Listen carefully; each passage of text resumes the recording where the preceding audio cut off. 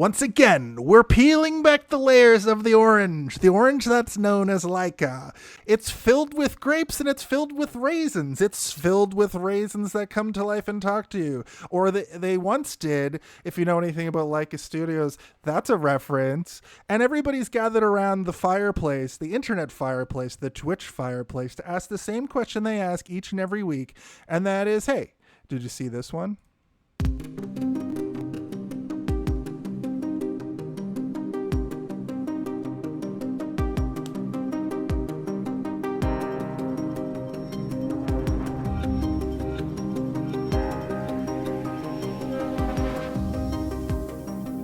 In a world where creativity is buried and dead, a mysterious movie studio lies in waiting, tinkering away with the tools used for captivating audiences, with heartwarming stories crafted through the exquisite art of stop-frame animation.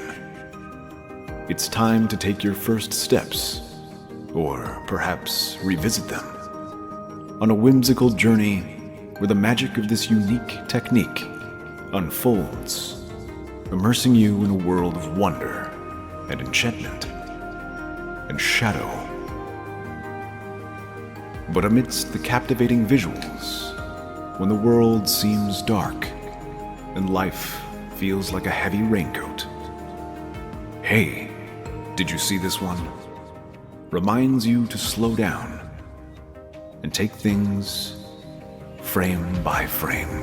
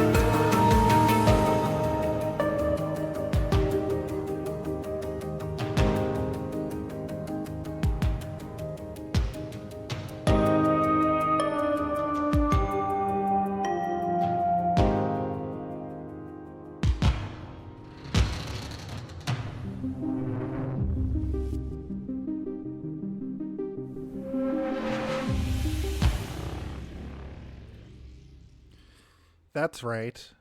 Hey, everybody. Have you heard the news? It's about the man missing link. It is, hey, did you see this one? Episode 123, season 2, episode 23. We are back again for frame by frame. Hey, did you like this one? Last week, I forgot to ask, hey, did you like this one? But we sang its praises so high, I don't think it was necessary. This week, I will try to ask that question. We are here, we are fluent in English, and we are making sure that everybody knows. Why did I say fluent in English? That doesn't make any sense. I don't know. Yeah, make no assumptions, guys.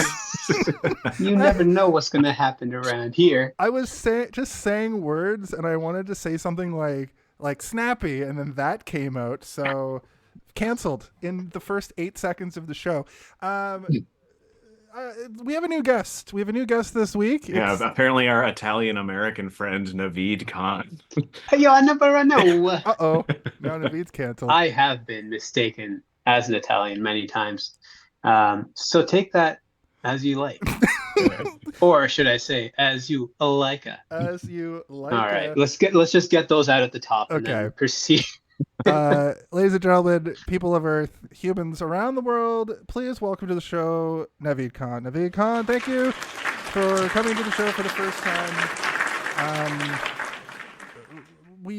It's interesting. We were talking about this before the show, but your DNA is actually all over this show. We used to use your Zoom meetings to do the show, and I think Steve's little thing in the bottom left corner said Naveed Khan on several episodes. So many episodes, yeah.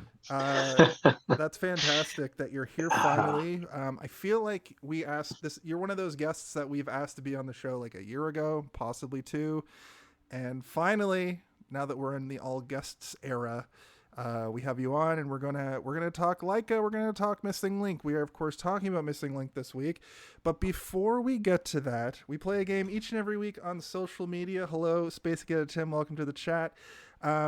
We play a game on social media each and every week where I put up a picture of the poster of the movie we're doing zoomed in, and I have people online guess.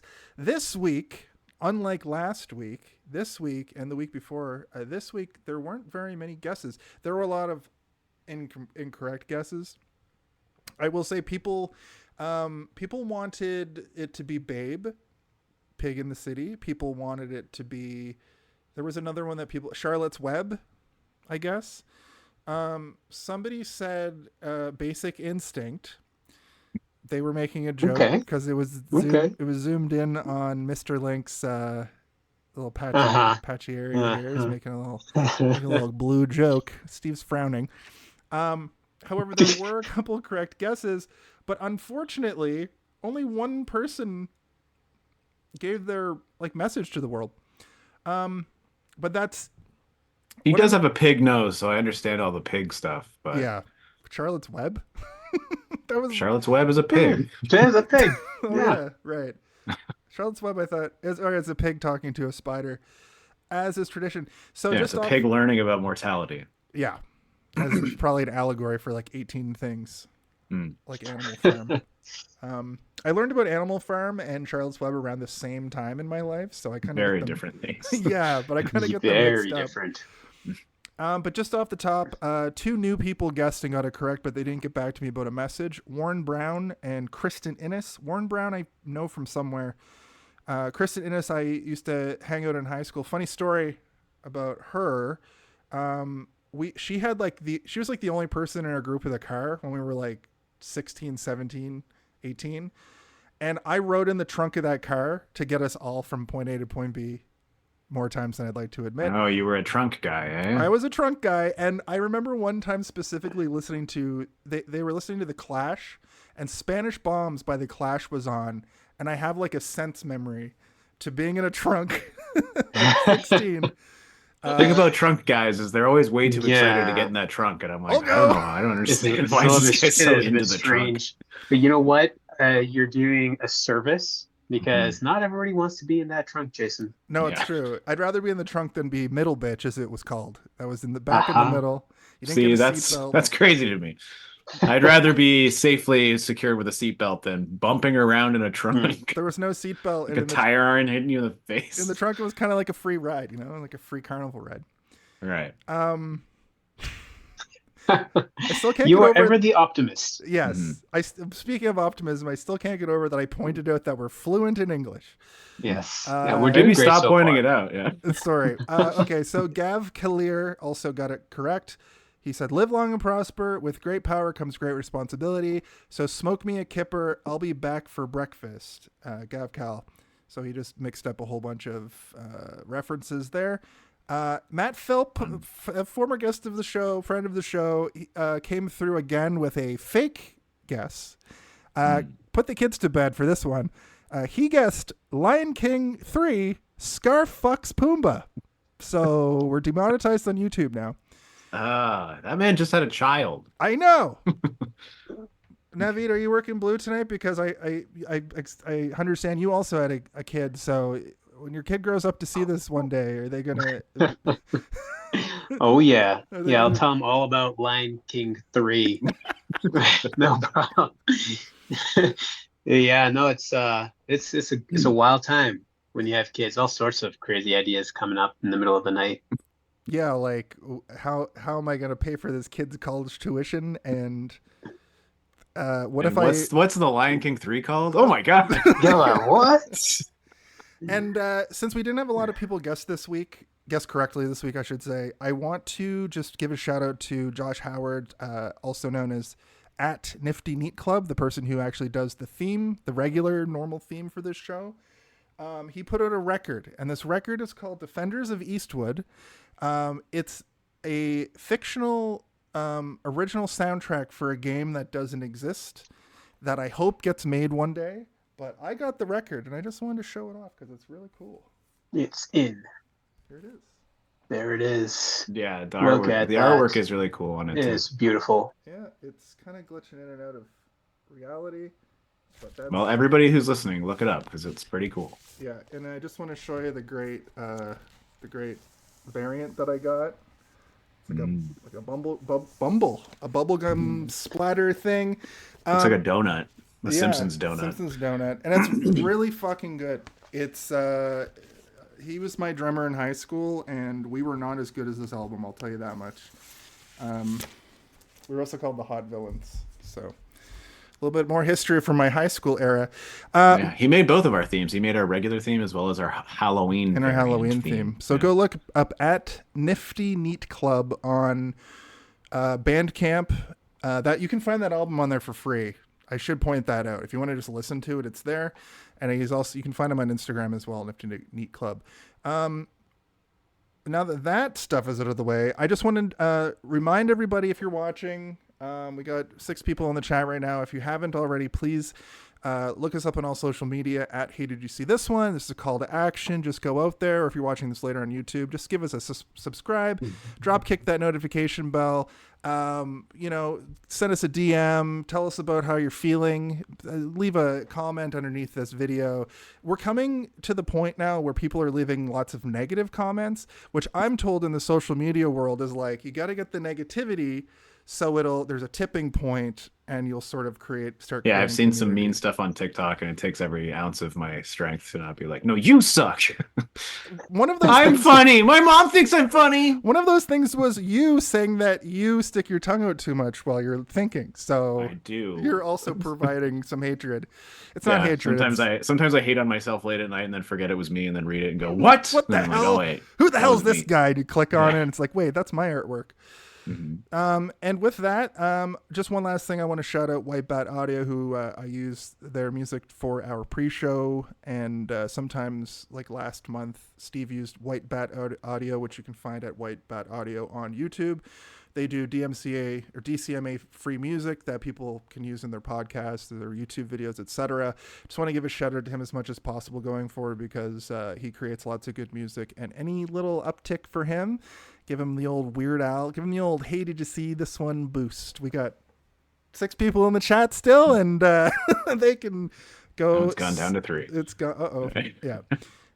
And it's just us now. Yeah. Listen, it's usually just us. So, welcome to Hey Did You See This One? I love it. We're pleased to Feeling have so you. Good. I'm trying to get through the pre-rolls fast as possible, because I feel like this is going to be a long-winded episode. There's lots to talk about. And speaking of lots to talk about, it's time for our brief history. A brief history. This is essentially where we talk about the first time we saw the movie, any history facts that we have about the movie, and basically, what you were feeling and where you were in life when you saw it for the first time. I'll say, Naveed, if you watched it yesterday, that's fine. But if you've seen it before, please provide some context if you can. And also, it is around here, it is a time-honored tradition to give our guests the first opportunity to give their brief history. So why don't you tell us about your brief history with the old missing link? Yeah. Well, thank you so much, Jason, for setting us up here and sending us down this long rabbit hole of way back when I watched this movie about 3 hours ago. Yep. Okay. And right. you'd think I'd be kidding, but I'm not. No, I mean, it was earlier this week, and I said I should probably give this a once over again. I'd known about it originally when it came back, and it was on my list because once I had, this is going back to Leica history. Coraline was the first Leica production that I watched, and I fell in love with it for all the reasons why everybody loves that movie still. And then, of course, I eventually started putting all this stuff on my watch list, and then I never got to it because life happens. So I was ever so grateful when you and Steve reached out and said, "Hey, do you want to watch a movie? Do you want an excuse to watch a movie?" And I said, "Hell yes, let's do it." So it was just this week, and I got to say, I haven't watched a stop motion production in a decade more, maybe. But it brought up all of the same sort of feelings I used to get watching Wallace and Gromit as a kid, in the 90s, early 2000s. And there's a quality to it that is just so wondrous, that brings out that sort of that childlike desire to be embedded in the process. Because you can tell it's not, you can tell that it's fantastical. You can tell that it's not quite real life. And there's something unique about that. And I feel like Missing Link really did capture that aesthetic. And I mean, and we'll talk a little bit more about it. But what I love is when you get into those moments in the film that you can just, that this can only happen when you do something frame by frame. You can only get this quality when you are in frame by frame. And so to have that opportunity a couple of days ago and then again earlier today, just to really make sure I got all the Easter eggs. Yeah, it was great. Awesome. We'll get into that, but you're absolutely right. We've kind of talked about this a little bit last week, but the whole, like, they could have just made this with CGI, but you'll never get the same, like, textures. You'll never get the same vibe. You'll never get that it's like I was saying, it's like playing with action figures, kind of, or watching people play with action figures. But that's body talk. That's body of the episode talk. Steve, why don't you give us your brief history? Well, it is pretty brief because this movie didn't come out all that long ago, but it did do pretty poorly and kind of got buried. I don't really remember a lot of advertising for this movie when it was coming out, and I believe there was another Yeti movie that came out fairly close to this. And so it led to a little bit of confusion, even on my part. The Spaghetti Yeti. Yeah, something like that. Where I, even someone who follows Stop Frame like I do, I was kind of like, wasn't there supposed to be another Leica coming out at some point? And then it came and went, and I completely missed it. So the first time I watched it was during the pandemic. I think it was on sale to buy, so I was like, I have a feeling it'll be just fine, if not good. So I'll buy it and watch it. And I did. And I really liked it. And I was not surprised at all that it was really good. And it ended up leading me down a rabbit hole of watching all the Leicas and a whole bunch of other Selic movies. And just kind of going back to that, like you were saying, Naveed, like the fantastic nature of children film that don't really latch onto it being specifically for children, but allowing the writing to be organic and the comedy to be organic. They don't really kind of shy away from I wouldn't call it raunchy humor, but from humor that isn't necessarily PG at its core. And The Missing Link is great. And I'll talk about more of why during the body. But yeah, my brief history is very brief. I watched it once during the pandemic, and then I watched it a little bit of it after I showed you the beginning, Jason, a couple of months ago, where I was like, we should do like it. Look at this movie. That was like a year Jason ago. was like, yeah, okay. Was it a year ago? It's been a while, dude.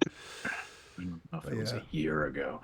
But yeah, and then I watched it again this week, and it's great. Fantastic. I mean, that's pretty much for me similar. I actually I watched it basically between yesterday and today. I started it last night, and it didn't really get me at first. The first half hour was kind of like a world building, kind of like, it didn't capture me, but I watched this, like, the rest of it in one go on my lunch break today, and like at that whenever I stopped the movie, from then on I was like, this is amazing. I don't know why I couldn't get into it last night, but maybe it was like a vibe. It was just a vibe thing. I was just wiped out after work last night. But that was my first time watching it. I remember when it came out. I did spend the whole time trying to figure out who people were. That's kind of the thing I'm doing this month, is before I go look it up, or while I'm watching, look up who everybody is. I didn't figure anybody out, and I'm just looking at the IMDb now, and I thought at first that Susan Link, Mr. Link himself, was Jason Schwartzman at first. Because Zach Galifianakis is kind of he's got a little bit of his vocal tics, but he's kind of doing a different voice than I've ever heard him do. Yeah. And as I recall, now that I think about it, I feel like I remember when this movie was being made, I saw an interview with Zach Galifianakis talking about how, like, he's been doing these dumb comedies for so long that it might have been refreshing for him to do something a little bit different. So you kind of get that in his performance. He's not just that character from The Hangover again, or Dinner for Schmucks again, where he's just the kind of the lovable idiot. He's a lot more earnest and a lot more a lot more cute or something. Also, I'm finding out at this very moment that Sir Lionel Frost was Hugh Jackman, and I'm sorry, but that's just the way the cookie. You're bad at the game you Mind created for yourself. blown. Yeah. I am. I'm not as good as Steve at the just knowing who people are. Yeah, but Jason, I mean, I'll forgive you on that one, because even I was a little bit surprised. In the same way that, Zach Galifianakis in this, he he performs a voice. Yeah. It felt the same with Hugh Jackman's performance as well. It wasn't just him speaking into a microphone. I think they were all trying to bring a little bit of performance, which, to their right, as actors or voice actors, is necessary to bring these characters to life as well. So I'm with you on that one. I was like, I feel like I know this voice. I feel like but I've seen him tearing someone apart with claws before. yeah, I can't quite put my claws on it. Okay. I think though, like I watched The Prestige a lot because I like that movie quite a bit, and his vocal sort of cadence and just the way he pronounces things as Frost is a little bit similar to his character from The Prestige.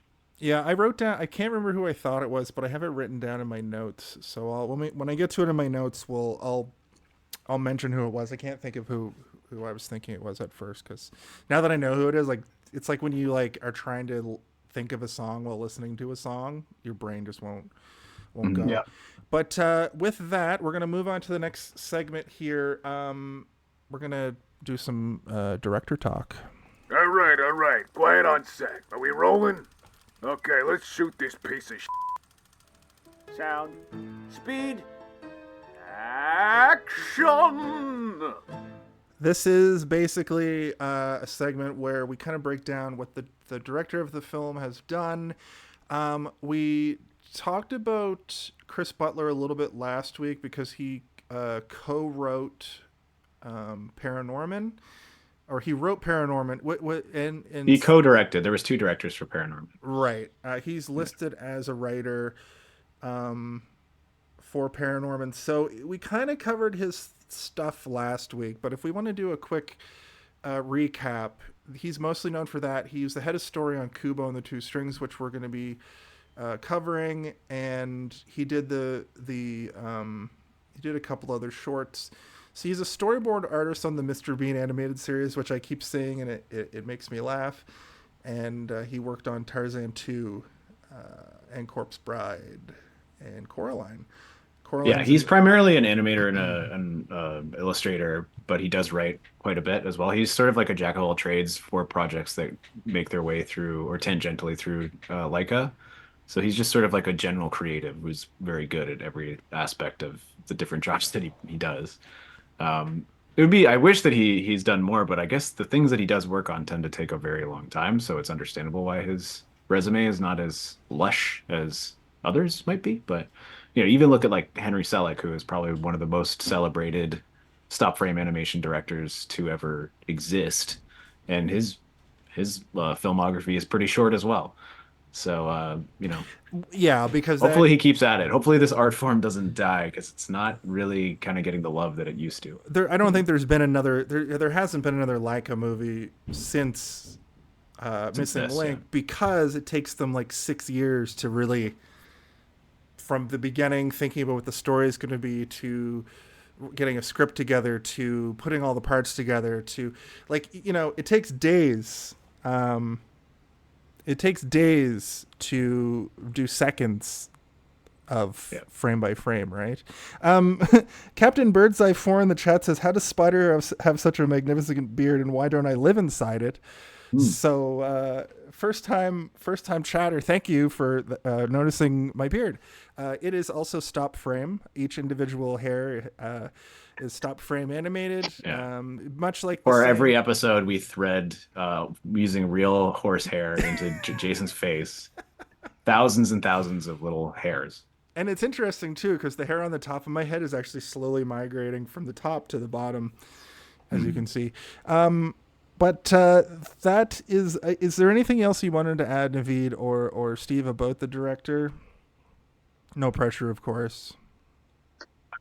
No, I mean, I'm excited to see the movie that's coming out for Leica potentially next year, or at least something for it. It's slated to be released in 2025, but we haven't seen really anything for it yet. I was kind of going through the Leica website the last couple of weeks in preparation for this string of episodes, and it's still pretty much a mystery at this point. So I'm kind of excited to see more. How old is Leica at this point? Not very old. I believe they started with Coraline, and they do other stuff, right? Yeah. Leica was. I think they were a mid 2000s, right? They're like 15 or something years old. Yeah, we went over it a little bit last week, but Chris Knight, I believe his name is the CEO who essentially got his father to purchase the studio. His dad owns Nike. Right, Nike guy. Yeah. Which is pretty cool because, he has a extremely wealthy father who, instead of just being a shitbag, decided, like, maybe I can get my dad to fund my movie studio to make these really heartfelt and important pieces of cinematic history rather than be like, I'm going to make a bunch of boner comedies and just make a lot of money. He seems to be pretty passionate about the projects that he works on. Yeah, where's my stop motion version of Sausage Party? I was thinking about that. The reason I ask is because this company, before, I assume they were called something different, but they made the California Raisins famously. And then this Chris Knight fellow came in and kind of, I guess it was a hostile takeover from what I understand, but he basically like just bought them out, bought enough shares to own the company. And the company was dying. Like, it wasn't a profitable company. Were they still making stuff, or were they kind of dormant? I mean, they were floundering, right? Like he basically gave all these artists a place to live, which is pretty good. That's cool. Well, we'll talk about that a little bit more as the month rolls on. But what do you say we talk about this frickin' movie over here? Okay. Okay. Everybody back up, because here comes the body of the episode. This is, of course, the body of the episode. This is what you came to see. It is essentially the podcast portion of the show. People always give me a hard time for having this show go on for way too long. But I will say, if you just fast forward to the body and listen to just the body, well, that's about a tight hour and a half. This is, of course, the part where I'm going to run down the plot, sort of keep us on track plot-wise, and we're just going to talk about this dang thing. And I'll start us off by talking about the scene that starts the movie that Steve showed me. Let's meet halfway and call it 9 months ago. The scene has our baby. It's weird. I don't like that. But essentially... Mr. Frost, Sir Lionel Frost, and Mr. Lemuel Lint, his sidekick, are out on a boat, and they're trying to essentially summon something. Through context clues, we sort of find out that Lionel Frost is an adventurer of sorts, a cryptozoologist, if you will, who's sort of looking for cryptids. He's it seems to be set in like the late 10s, early 20s. I would say. Do you know exactly when this is set? That's the aesthetic. Maybe the late 1800s even. Yeah, it feels sort of turn of the century-ish. Hmm. Not really. I don't think there's ever a point where you Hmm. do see the exact date. Well, you do actually. Oh, do you? Oh, When? If I can be that well actually guy. hey, you can because Hmm. we need that sometimes.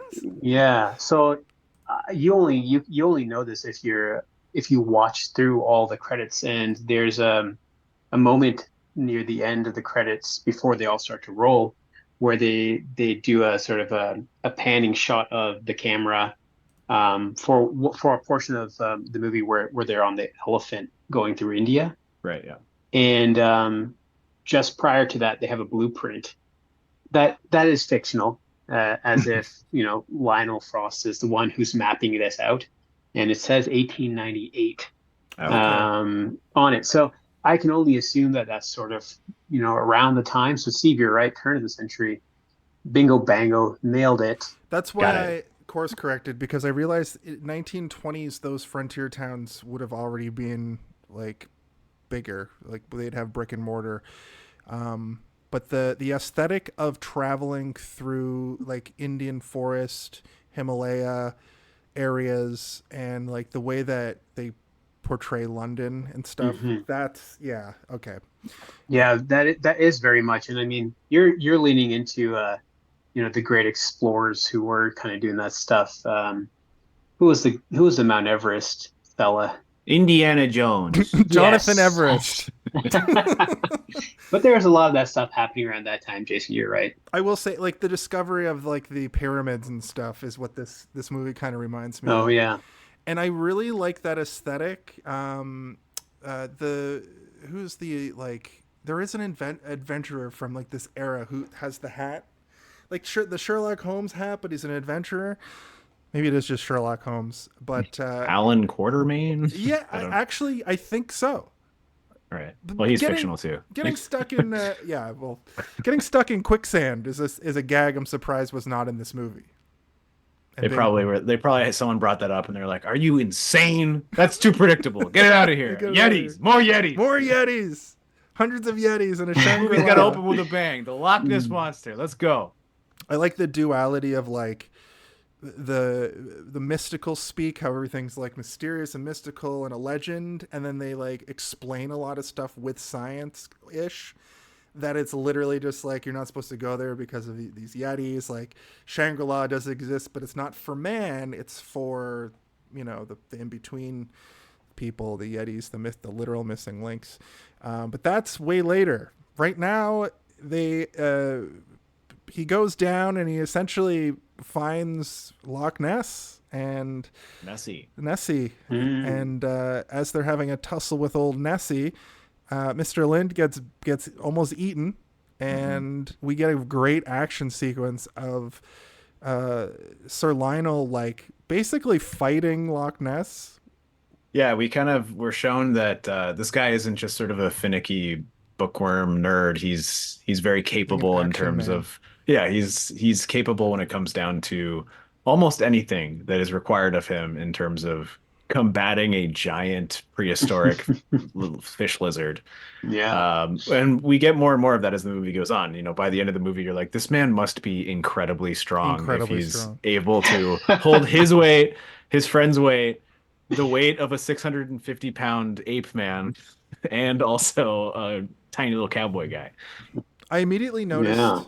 in this film compared to Paranorman that I know they're like a full movie apart. It's like the technology changes, the way they film things changes, but the stop motion is like noticeably better.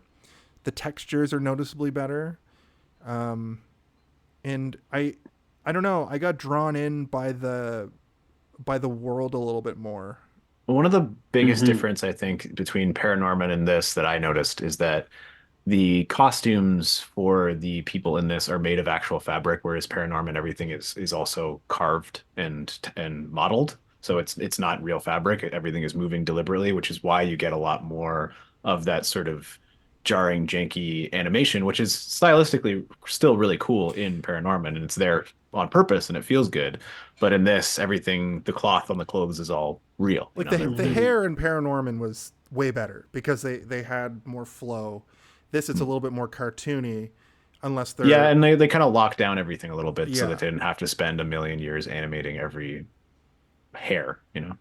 yeah, like even they put all the work into Mr. Link, but even most of his shots, unless he's going like this to his fur, it's pretty much it looks like like not plastic, but it looks like clay made to Yeah. look But Which I think, from an aesthetic perspective, though, they made it fit well within the context of the film, and it wasn't that we didn't believe he wasn't a hairy ape man, but I think it allowed was for it to have a feeling of that sort of, what would you expect an ape man who's been living out in the woods to be like? This guy's not washing his body with shampoo every other day, so. It's I going to mean, be according to kind him, of, he has a bath every two I mean, weeks he or does whatever every in 2 weeks. in the river. Yeah. but his cave smells Um, like which yeah, was a funny little gag. but it gives the appearance of it being kind of matted and mottled, and I don't know, in a way that you'd expect that sort of hair to be, which is very different than what we end up seeing later on Yeah. with his fellow cousins to the north. So but it totally makes sense. Imagine if they had kept the same style in terms of trying to animate the hair the way they did in Paranorman. There's Be too just much. endless amounts of hours for Susan's hair to be managed. With not a lot of payoff. This one No. looked a lot like, I know they use essentially the same style, but Paranorman, I kept finding myself forgetting it was stop motion, and my brain just clicks into it's CGI, and then you have to like remind yourself. This one, the whole time I was like just blown away by some of the stuff, some of the detail that they were putting into things they didn't need to.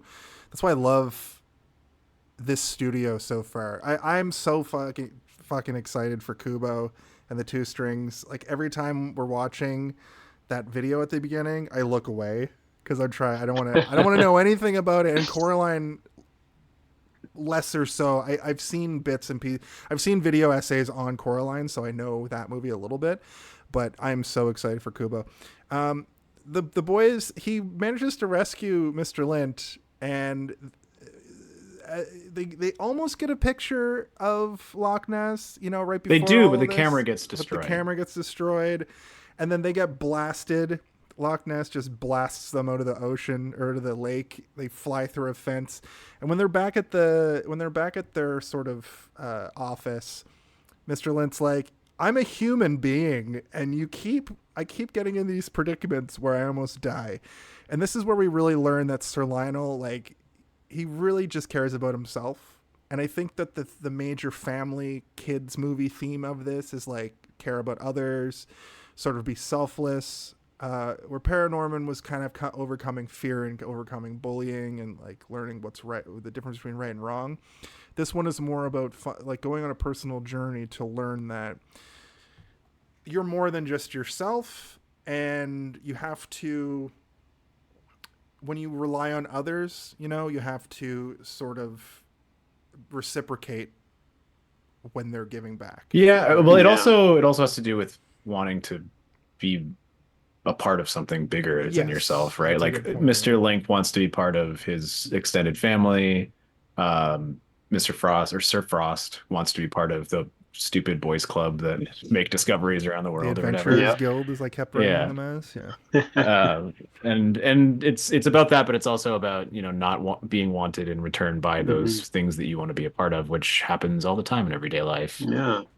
Well, I think they do a fantastic job of setting up his character right at the beginning in those opening scenes, where he's sitting in this boat as they're sort of going over this loch, and Mr. Lint is the one with the paddles and he's with the oars, and he's pushing the boat along, and Lionel's sitting there with a cup of tea. Yeah. And the first line he says in the movie is, "This tea's a little tepid." Yeah. So to your point, Jason, he's really concerned about himself and his own lived experience in those moments. But yeah, he's a well-to-do Englishman. He's as stoic as he is in needing the approbation of his fellow gentlemen. Yeah, he wants to be taken seriously by the adventuring community. We But can only assume that he comes from some sort of old money, right? Like it's never questioned by us or the people in the movie, where the fuck do you get all this money to go To to just- fund these Exactly. excursions? Globetrot, Yeah. and then like you look at Yeah. his you look at his office. I feel like him. We'll get into the sort of love interest, not really the friend. Adeline Adeline or Adelita. Adelina. Yeah. Adelina. It seems like they have some sort of like past. She's extremely wealthy as well. I kind of was making some headcanon about that stuff too, right? Like, so we'll talk Well, about that it's a bit. When pretty she's- much implied that they were in a relationship at some point, Yeah. and he wasn't treating her very well, and then she married his good friend or whatever. Who was Right? also an adventurer. Yeah. Yeah. I had a prediction up to this point. They painted Sir Lionel as such a ridiculous idiot that I thought this movie was going to be about him going to find Susan Link, Mr. Link, and Mr. Link already being in clothes and acting like a person, but doesn't tell Sir Lionel that he is the person that he's looking for. And I thought it was going to be this I thought it was going to be a lot goofier. Like I thought it was going to be like a dumb kind of like not as heady as Paranorman comedy.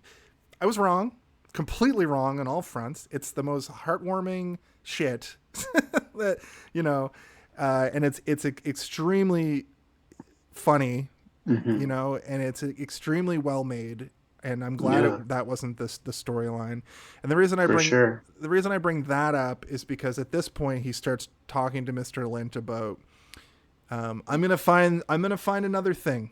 I got this note, I got this letter from somebody in the United States who claims that they can lead me to I forget if it says Sasquatch in this, but He says Sasquatch. he does say Sasquatch, and he has the foot cast of the Sasquatch. And Mr. Lint's like, well, have fun on your own. I can't do this anymore because later. And then Yeah. last week I sort of introduced a new idea, and I wrote another one down much later in the movie, but it's like he leaves, Mr. Lint leaves, and then he just goes, or sorry, no, that's not what I wanted. Mr. Lint agrees to go. The cycle isn't broken, so credits. The credits just roll right there. Sorry, that's what I was trying to say. Yeah. Yeah. I mean, and that's a key moment, right? In this, when you think about his character, because one of his catchphrases is always about how he's a man of his word. Mm-hmm. He says that multiple times in the movie, and he this is what he says to Mr. Lint too, when he's like, "I almost got eaten by, Nessie." Yeah. And he's like, "Oh, don't worry, we'll make sure that doesn't happen again." And he's like, "Well, that's what you said to me last time." Yeah. Every Right? time. So it really sets him up to be down this path of him believing that he's a man of his word. But then in this immediate opening, we see that actually that's not really the case.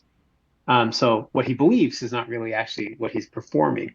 But that just is how we start to see that character progression happen as he goes on an adventure down the road, which I think is beautiful. And so for you to make that observation of, you know what, if Mr. Lint had stuck around, then yeah, we don't need to watch the rest of the movie because it's just going to end right there. That said, like if he did go fine, I think that the movie would continue even with Mr. Lint there, but there might have been some like conflict between Mr. Link and Mr. Lint. But Mr. Lint leaving is pretty crucial to the naming convention of Sasquatch, right?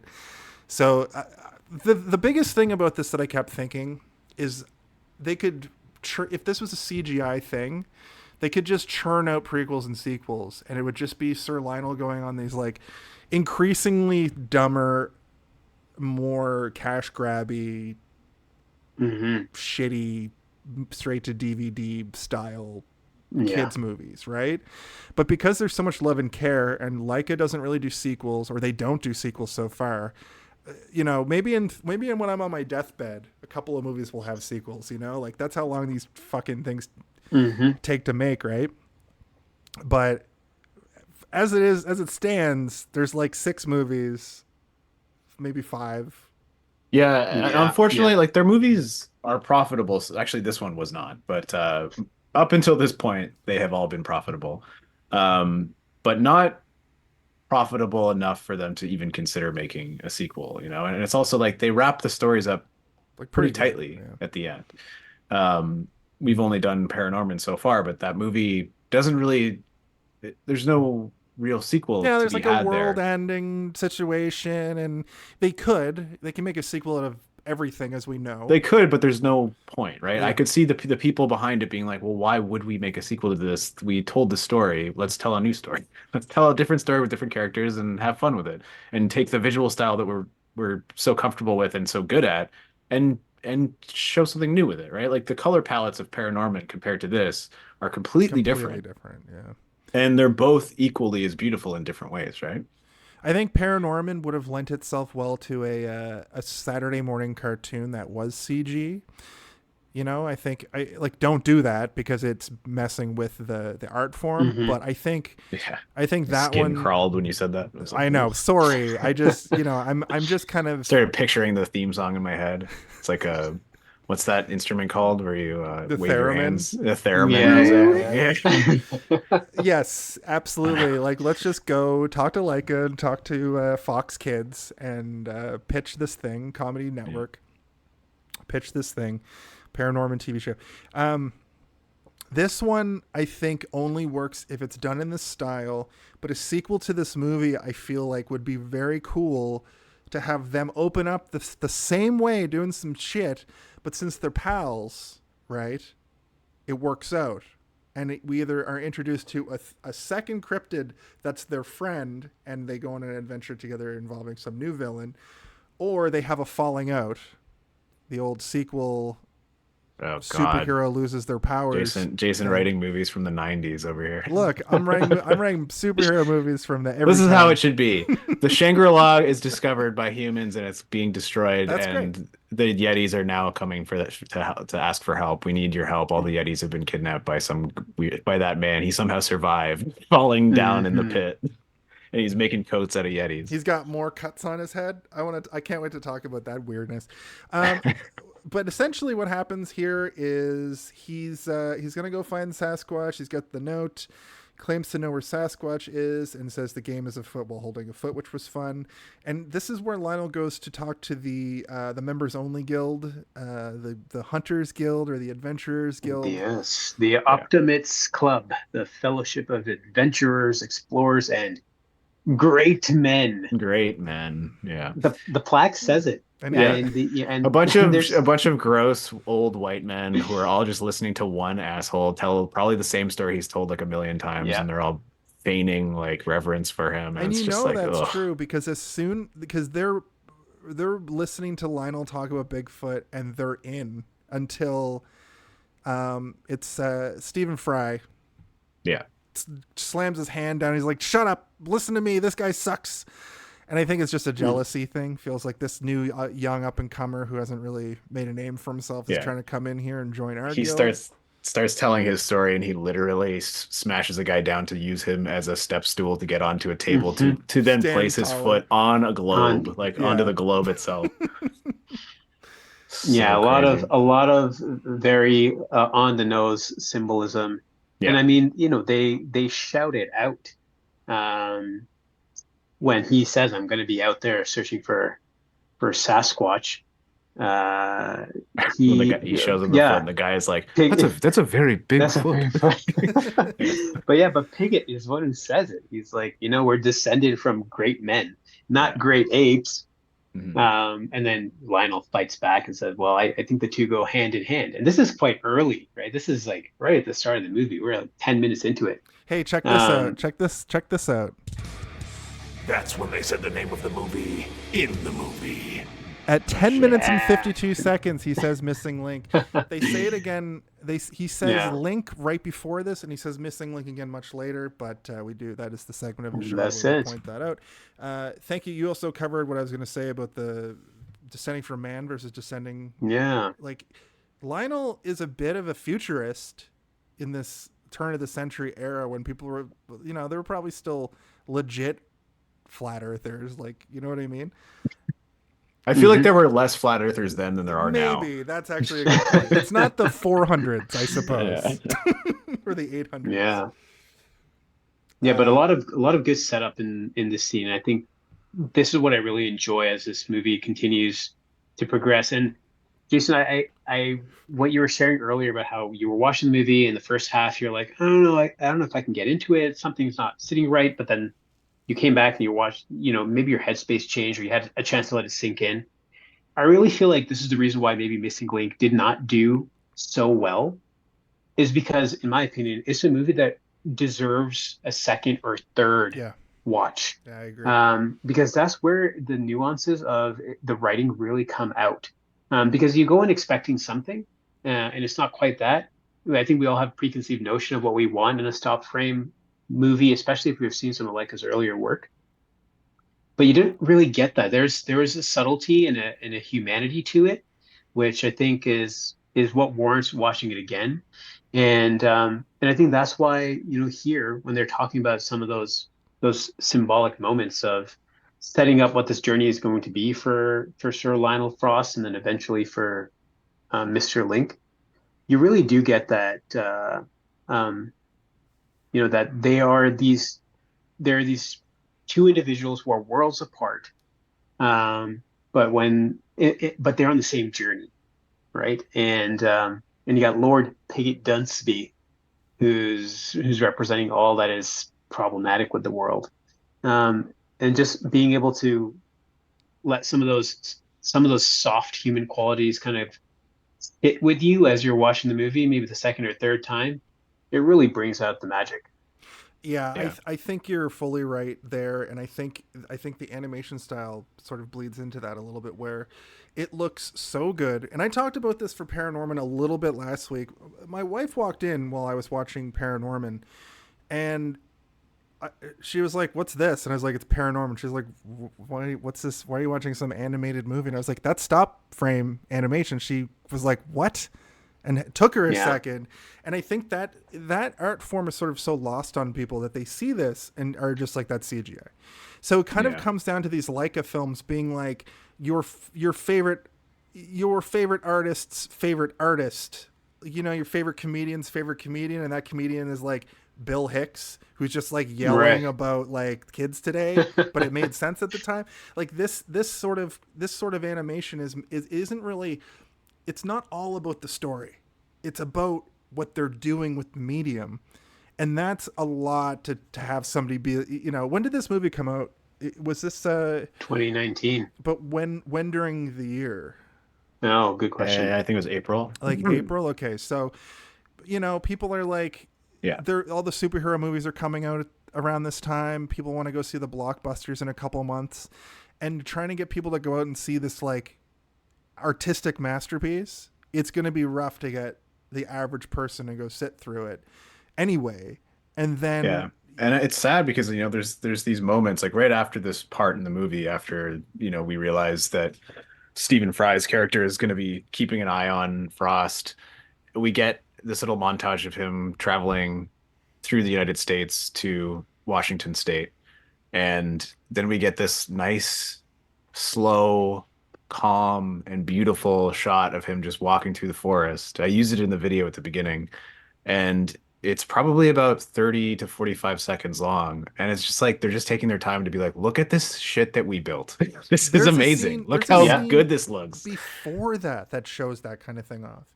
When he first gets onto the ship and the ship's cruising, there's a shot of the deck, and it's showing the motion of the boat like going back and forth by just showing deck chairs sliding. Right.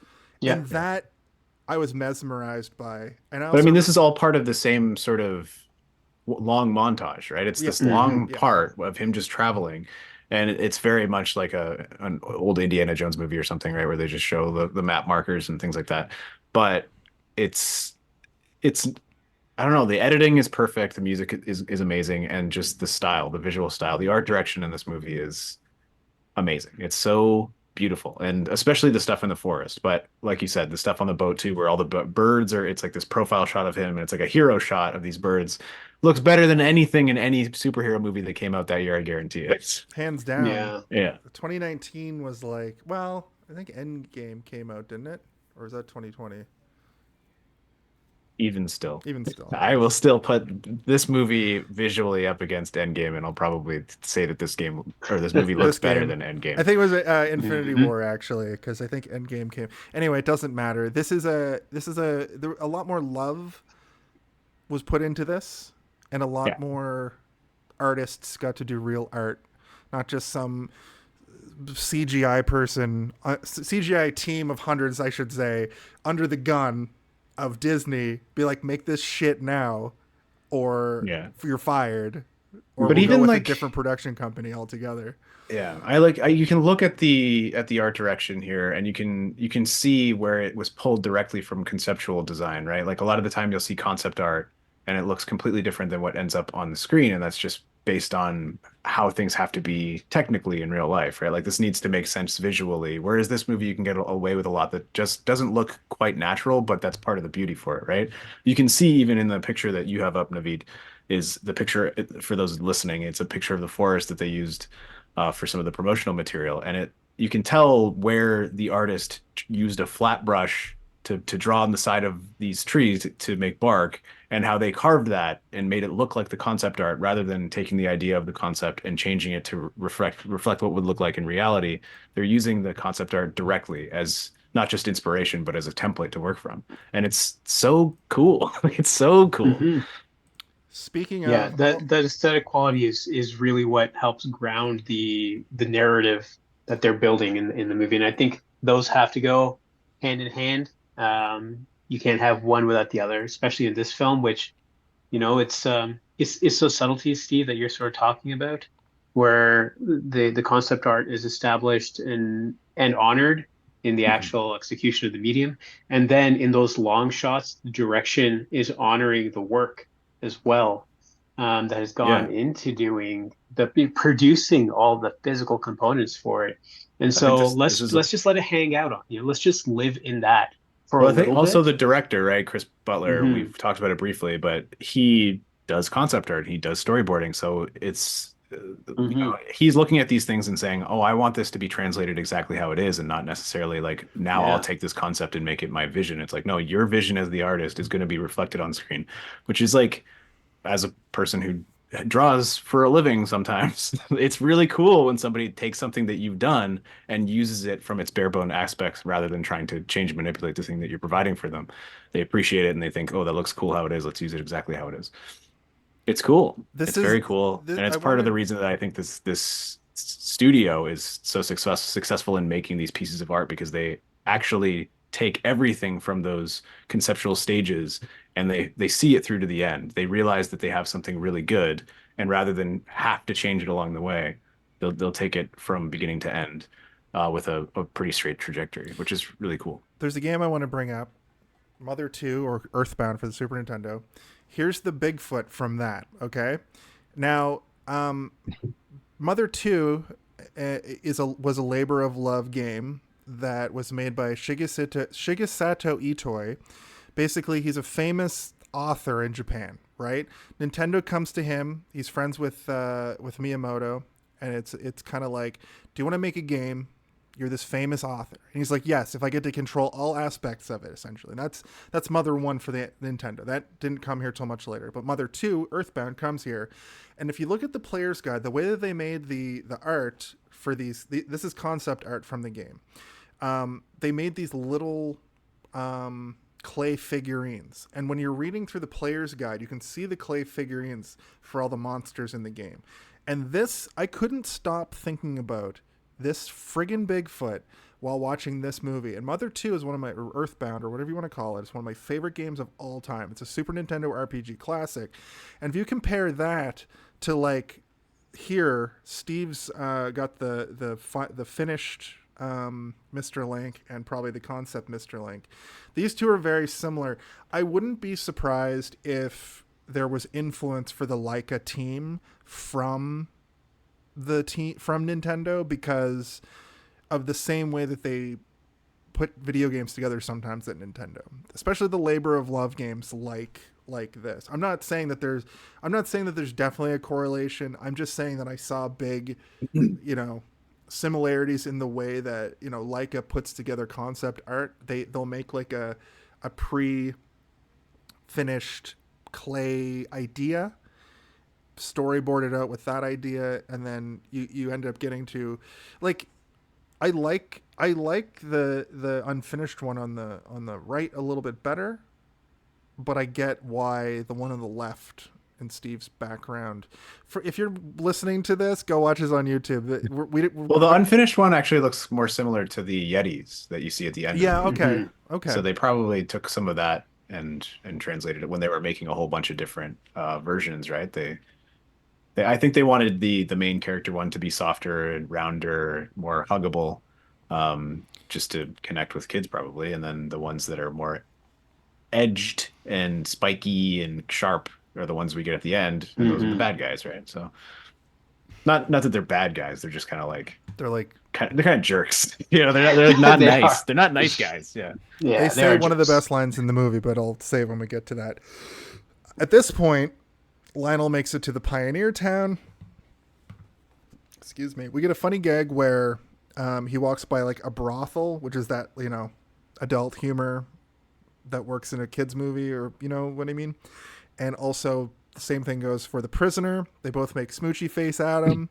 I giggled pretty heavily at that I laughed out loud. Yeah. I thought it was really funny that he's like also trying to escape with a file. Yeah. Good.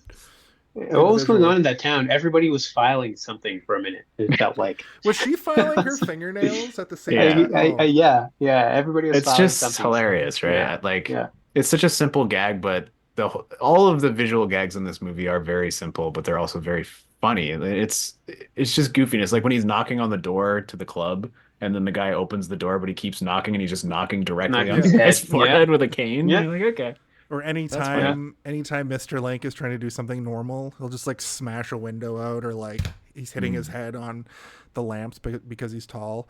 I had a question for you guys about how Laika does water.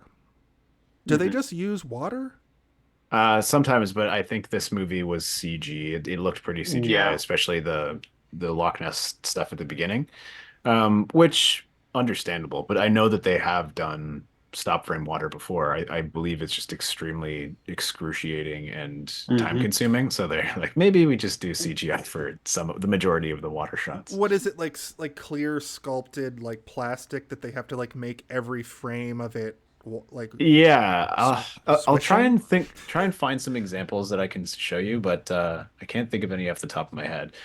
But I mean, in Paranorman, right, there's so many things they could have got away with just using CGI but didn't. So I think that where they will use stop frame if it makes sense, but they'll also like not be purists about it and be like, let's take a step back here. We don't want this to look like Mark Twain's Electrified Blimp Goes to Hell or whatever the hell that movie was called. That's what it was called. I kind of imagine like when you go somewhere that has like a diorama or like a sort of a mini set, and you see the little like the real water running through like a blue basin to make it look like it's deeper. Like that, they just wouldn't be able to use. They wouldn't be able to use real water for stop frame because it would be too difficult to control, right? Like it's going to always be moving and just wouldn't work.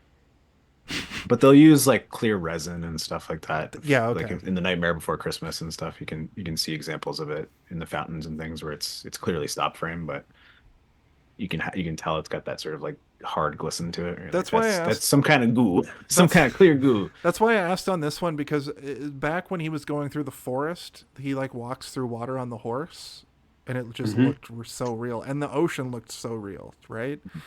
So I just wanted to ask if you had some insight, and thank you for providing that, because You're welcome. CGI water, like that technology is like finished, you know? Yeah, they can't make it look any better. It just can't look they've more reached the like ceiling. water. Yeah. But stop motion water has always blown my mind because it's probably not just like one camera trick or one technique. It's probably like a series of 50 years of techniques to get it to look right. Yeah. Or they just have one that looks great in stock form that they just use it over and over. Stock The frame same animation. shot. Every stop frame movie has just that same shot with the water going. Whoop. There's it's like the Wilhelm scream. or the Yeah. CGI going through a tunnel that was used in every single thing in the 90s. Yeah. So he finds a big footprint, and then he goes up to, he kind of finds a dilapidated shack. He goes to the town, and we don't get much of the town yet. And the horse starts to get startled after he ties it up, and we immediately just get shots of Bigfoot, or Sasquatch, Sam Squanch, if you will, like running through the forest, and he chases after him. I thought he was gonna wipe out and lose him, because this is like Paranorman, where like they keep subverting your expectations over and over because they can literally just do whatever they want. They're not tied to that like studio being like, this has to be a movie like every other movie. It's like every little thing they do is so deliberate and so good that That's why it's so good that these guys are separate from everything else, right? It's the blessing of having the Nike fortune on their side was like a literal it 100 just billionaires just like, yeah, make whatever you it want. gave them freedom to tell stories without having to rely on a formula that works, right? Like that's why we're getting to a point now where I don't give a shit about Marvel movies because they're all the goddamn same now. Like it's the same formula every time, and I can predict it. I've done it before. I can even predict the trailers now. Remember, Yeah. Jason was like, "Did you see the Quantumanium trailer?" And I was like, "Let me guess. It's probably a song from the '80s, and there's gonna be an epic version of it, and a bunch of shit happens, right?" Yeah, my problem with the Marvel movies now is I don't watch trailers, but I am on Facebook because I gotta promote this thing somewhere. And now Facebook has this dumb thing where they just promote groups to you even if you're not signed up to them. Part of them, yeah. And I've just been seeing spoilers for the new Deadpool. Like I've seen so many things that I just should not have seen that I'm probably just going to watch the trailer when it comes out because you know what? We just don't get nice things anymore. And unless it's a Leica movie that 19 people see. Do you have the box office stats on this? We forgot to do it in the yeah, it only made $26.6 million with a budget of $100 million. So it did not do well. And it's not just that it cost that much. It took like 5 years to make. You know what I mean? It's unfortunate, but I said this at the beginning. I don't remember there being a lot of advertisement for this movie, at least not to me. But I remember Paranorman very clearly having quite a bit of advertising. And you look at the disparity between the money there. It's like, yeah, maybe they should have had a couple more bus stops with the missing link face on them or something. You know? Yeah. But also, I do remember that the posters that I have seen before, they were kind of like the one that you have up, right? Where I'm like, that doesn't look interesting to me. It doesn't look like something I want to see. But the image behind Naveed, that is much more interesting, and I would have been far more intrigued by it. Like if or that was show the Loch Ness poster, Monster. Do something, man. Like if the thing behind Naveed was just a poster that said missing link on it, I'd be like, what the hell is that? I feel like, or even if they did like the classic, the Bigfoot picture where he's walking and he's blurry. Give me one of those. I'll go see Missing Link. Yeah. Which during this sequence, I think they tried to lampoon that a little bit because he does sort of make that the weird behind the shoulder look. Yeah. I almost feel like this would have been a trailer that was before a Marvel movie during 2019. But I can't really think of what, like, was there more kids? Was there an Ant-Man? Was Ant-Man 2 out in 2019? I don't even know. Yeah, I can't remember. It's all a blur. That's the problem with putting out a Marvel movie every 2 months. Yeah, at this point, yeah. Well, now they're Kevin Feige is like, nah, we're gonna chill out a little bit because nothing's making any money. Yeah, now. Endgame came out in April. Yeah, there you go. Shazam, Dumbo, Captain Marvel. Shazam was pretty good. Captain Marvel was fine. all of Dumbo. these movies. The Dumbo remake came out around this time. Yeah, this is the box office for 2019 April. Pet Cemetery. Oh, Us came out. That was a good one. Yeah. That shitty Hellboy movie. And The Missing Link came in at number 11. On like the opening weekend or for the year. That was just the whole month. Okay. Just the gross for the month. Yeah. Yeah. I feel like I saw a trailer and was like, that looks interesting, but maybe I assumed it was CGI also. You know, like they don't tell you much. Like for instance, just before we move to the next point, Willy Wonka and the Mean Girls movie that just came out are both musicals, and neither the trailers for either show that they're musicals. So they just shit out something that they think people. I mean, in defense of Wonka, why would you not think it was a musical? Because the trailer doesn't show it, and I'm a stupid. I know, but like the first movie normie. is the first and second movie are both musicals. That's fair. Yeah, that's fair. I would have been surprised if there weren't any songs in Wonka. To be clear, I think they show Hugh. What's his face? What's his name? Hugh Grant. Hugh Grant. Sing a little. They do the '80s thing with the slow Oompa Loompa song. They don't actually, but it'd be funny if they did, where it's like acoustic and it's like the something in the way from Batman, but yeah, but it's Oompa. Ew. I don't like this.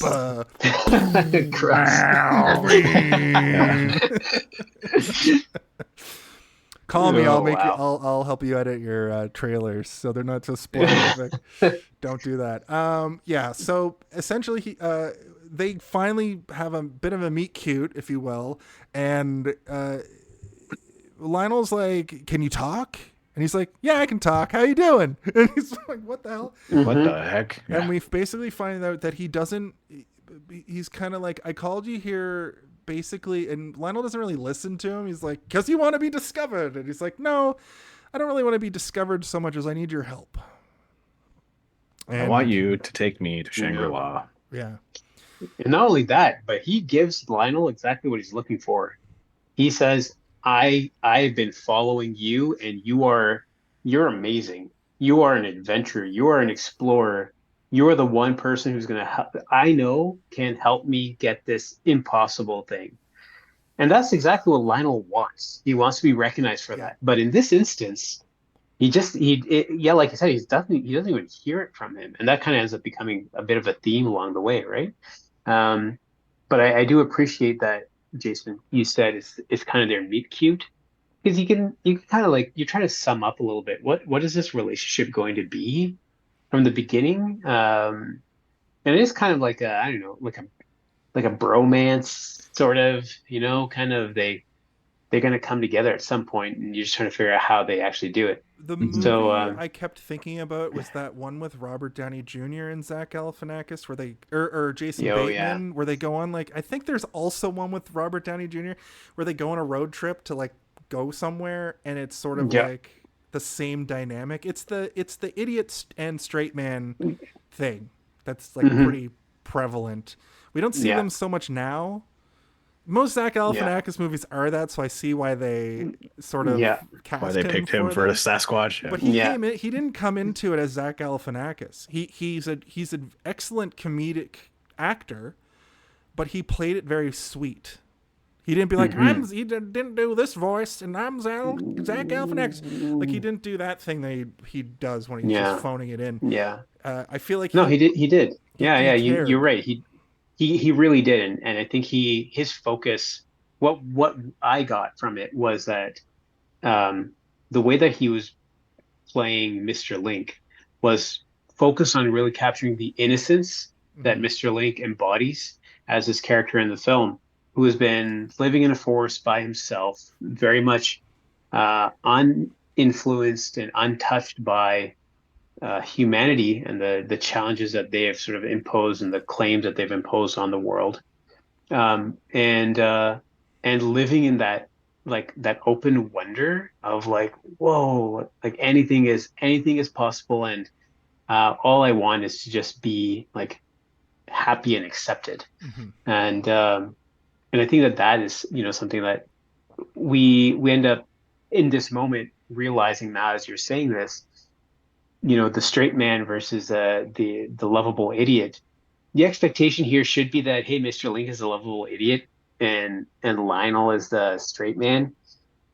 But really, it's kind of the other way around. And Lionel is kind of that character up until he meets Link. Mr. Yeah. Lint is like, are you kidding? He's like, we must go on our next adventure immediately. And he's like, nah, I'm going to go not die now. Bye. That's And right. we'll literally never see him again. What's Mr. Lint up to? Spin-off. The Lint Files. get It's like a film noir. Yeah. This time they're hunting skinwalkers. Jesus. That got real dark. It did. I mean, listen, man, these movies are all essentially just horror movies for children. It's true. It's That's true. why I love them so much. It's like this is like I thought it was going to be like a Harry and the Hendersons thing too at one point before I even started watching it, but I think that's a Hey, Did You See This One movie. Maybe we'll do it during Cryptids month when we eventually do something like that, but this is not that. This is a kind of a buddy cop thing. But yeah,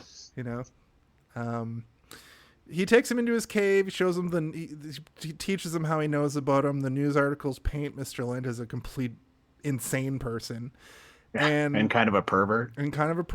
And basically Lionel's like, why do you want to leave this like utopia that you have? Utopia. And he's like, the world is getting smaller. People are moving in here. They're cutting the trees. They're building their little towns. It's not like it was. It's unclear how old Mr. Link is, but the lore around Sasquatch is the Sasquatch that people were seeing in like the 60s and 70s are the same Sasquatch that people are seeing now. There's so many crazy things like they come through a surrounding portal Sasquatch. from another dimension. Yeah, also. like they're like interdimensional travelers or something, and it's like, what? Wait, what? They're aliens. They're time traveling ape people. There's so much weird stuff surrounding but then there's Sasquatch. the grounded I ones. thought he was just an ape in the woods. Then there's the grounded ones that they are literally like the Cro-Magnon man, a strain of Cro-Magnon man kept living and living and living until the numbers just dwindled. But it's like, how come there aren't stories from like 400 years ago about like these giant packs of them? You know what I mean? Like there's always just one or two. If you watch that stupid Finding Bigfoot show that went on for like 20 seasons, all they would find is like scratches on trees and like tufts of fur that could literally be from any creature, like probably bears. Yeah. Bear crap. They're like, this isn't bear crap. No way. Bear crap. The acidity indicates that they've been eating squirrels and Here, berries. taste this. Tell me that that's bear crap. Joe Rogan's like, there's DMT in that. Yeah. Yeah, sorry. No, that's a reference, but that's a good reference though to later in the movie when Susan's actually literally eating crap cookies. True. And he loves it. And also there was a gross thing that Lionel does when he first finds that Bigfoot track. He touches it and smells it and then tastes it. Which I always thought, how do you trackers don't? I think it's just visually a funny thing to do. Ace Ventura does it all the time. It's true. He tastes our finest comedian. There's only one Ace Ventura movie. It's the second one. The world is getting smaller, and he wants to be taken out of this. He feels like he's the last of his kind, and he wants to. He talks about how there could be this Yeti, and they hatch a plan to sneak him back with his old partner's name. Changes the K to or the T to a K, so he's now Mr. Link. They're gonna go find the Yeti. This is when we get one of the best like sequences where they go into a saloon and he finds another adventurer, and it turns out that we do get a cutaway for a second to like go find the adventurer and see what he's up to, talking about Lionel. And when we're into the saloon, people are like kind of arguing, and then the Sasquatch reveals who he is, and then everybody just starts fist fighting to the point that one guy just starts punching a stuffed deer head, which I thought was just so dumb, but like funny. It was funny. Like, Yeah, like it's funny. It's because he paused. The comedic timing on it and the editing is he just very turns funny. and goes, But he has like "Da-da-da-da-da." like a slow turn to like a moose head on the wall, and he just like and the noise that it makes is so underwhelming, and like it just sounds like he's punching a pillow. Whereas everybody else is cracking each other in the head with bottles and like that real sort of Indiana Jones Hollywood sound effects punches, like yeah. And and then this scene is this is where I feel that you may have gotten lost, and I feel like I did a little bit watching it. There's a certain quality and a cadence to the animation style in stop frame, but we're in this movie now for about we're at the 30-minute 30-minute mark, right? So it's enough time has passed for you to adjust to it and be like, okay, maybe I'm not noticing that the sort of the jitter or the frames until this fight scene starts, and it is so unequivocally a stopped frame fight sequence. Yeah. And you can't help but love it. Like just how everything feels like it's a little bit slow motion, even though it's supposed to be, normal speed as far as you're concerned. It really just gives you a chance to enjoy all of those small moments of action. And then you're brought back into like, wait a second, this is stop frame. Like all of this is happening frame by frame, and then you just probably really took them 5 weeks to shoot this one bar fight. Yeah. There's one thing they did in Paranorman that I noticed they didn't do in this movie, which was to smooth a lot of the animation of that sort of like overly dramatic, characterized talking, like where their head and arms are moving around a lot. In Paranorman, I noticed they did some smoothing to it, I think, to remove some of that jitter.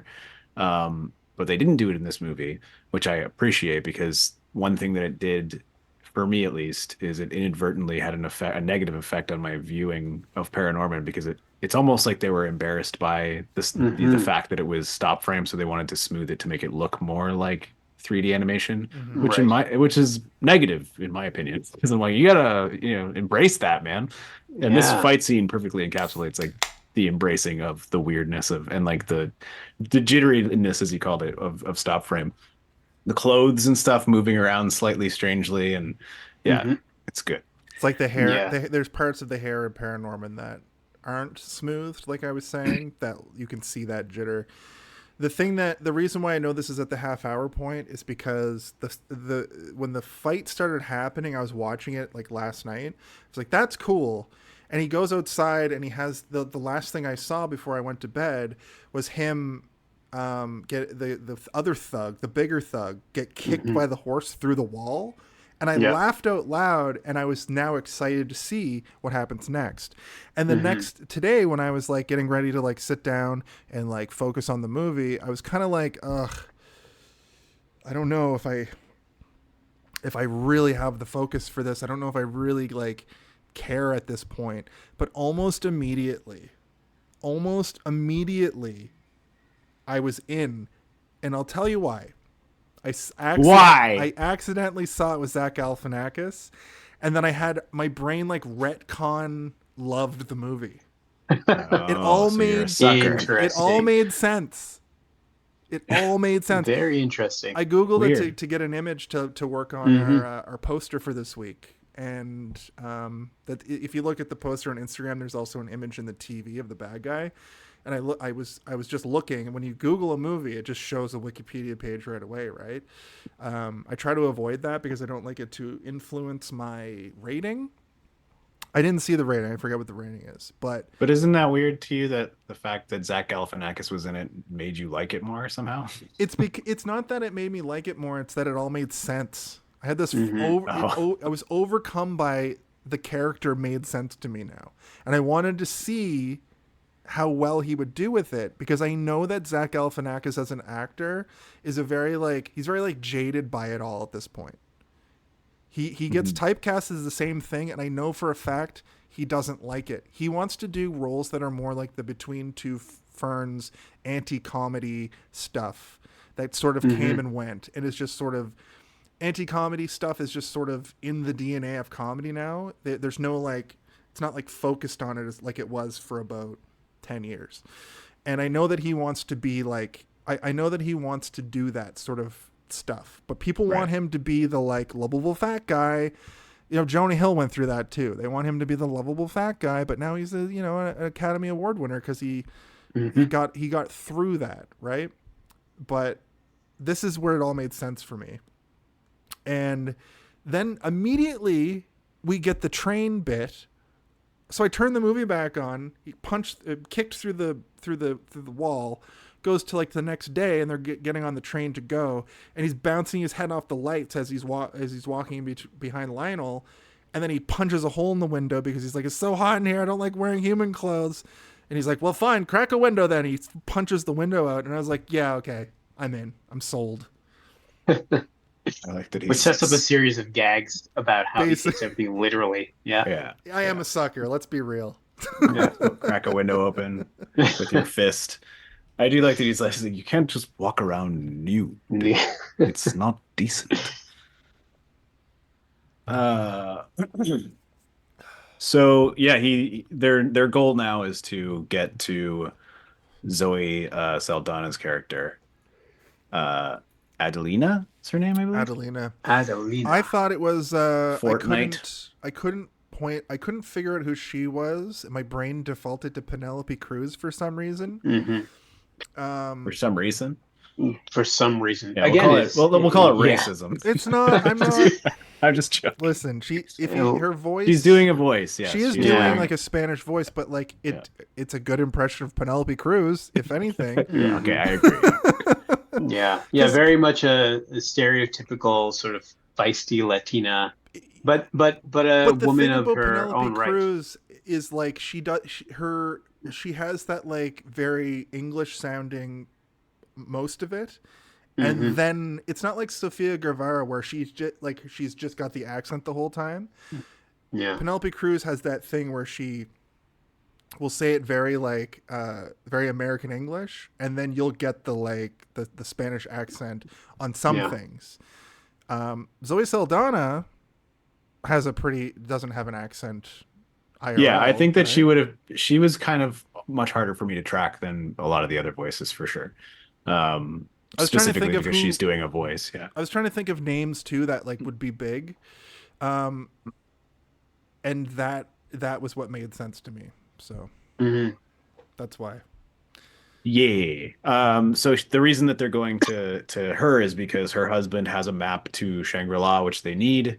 And so we have a little scene, a comical scene of him asking her for the map while he's also searching for the map at the same time. It's quite funny. That little sequence is great because she keeps turning her back, and he'll like so we forgot to point out, it's kind of important. Lionel has a cane that he doesn't need, but he uses it as like an arm extender to do things. Yeah, he uses it a lot, considering the fact that he doesn't need it. So during this sequence, that he's like poking around while she turns her back, and he looks over and he sees a safe and he goes, "There," and she's like, "There what?" And he's like, "There, I feel so bad, you should you should feel okay because your husband died doing what he loved," and she's like, he froze to death or something. Yeah. This is where we start to see some of his self-interest coming out, where I think it's set up earlier on that they had a thing at one point, and now he's using that history to try to get an advantage on her. Leverage, yeah. And I mean, I think she even says to him at one point, she's like, "You think I'll just do whatever you want?" And he's like, "Yeah." Yes. Oh, yeah, of course. And this is like seconds after we learned that his friend, who she was married to, died, and he just didn't even come to the funeral. Yeah. And she's like, "Why didn't you come?" And he's like, "Oh, I didn't have time, man." Mm-hmm. Or I think he says like, "Goodbyes are so tricky." Yep. Really, it's like, no, he just didn't need to go for anything, so he wasn't gonna go. Mm-hmm. So naturally, she's like, "Get out of here." And he's like, okay. And then, of course, it just cuts to the night, and him and Mr. Link are, like, sneaking up to the fence. And we get some of the best, like, angry straight man sort of back and forth ever. Yeah. He's like, here, take this rope and throw it over the fence. And, of course, Mr. Link just whips the whole thing over the fence. And he's like, why do you do that for? What's next? Are you going to throw my whole bag over the fence? He's like, okay, and throws that as well. And then I think then he immediately realizes, like, oh, you didn't actually want me to do. Whoops. How do they? Does he just blast through the fence, or do they like? He's about to try and climb it, but he gets a it. running start and he trips and just goes right smashes through it. Peter Griffin's through the wall, basically. And the Kool-Aid Man's it. Cool. And the laughs don't stop because they make it back up into that office where they find the safe. And they're just being loud.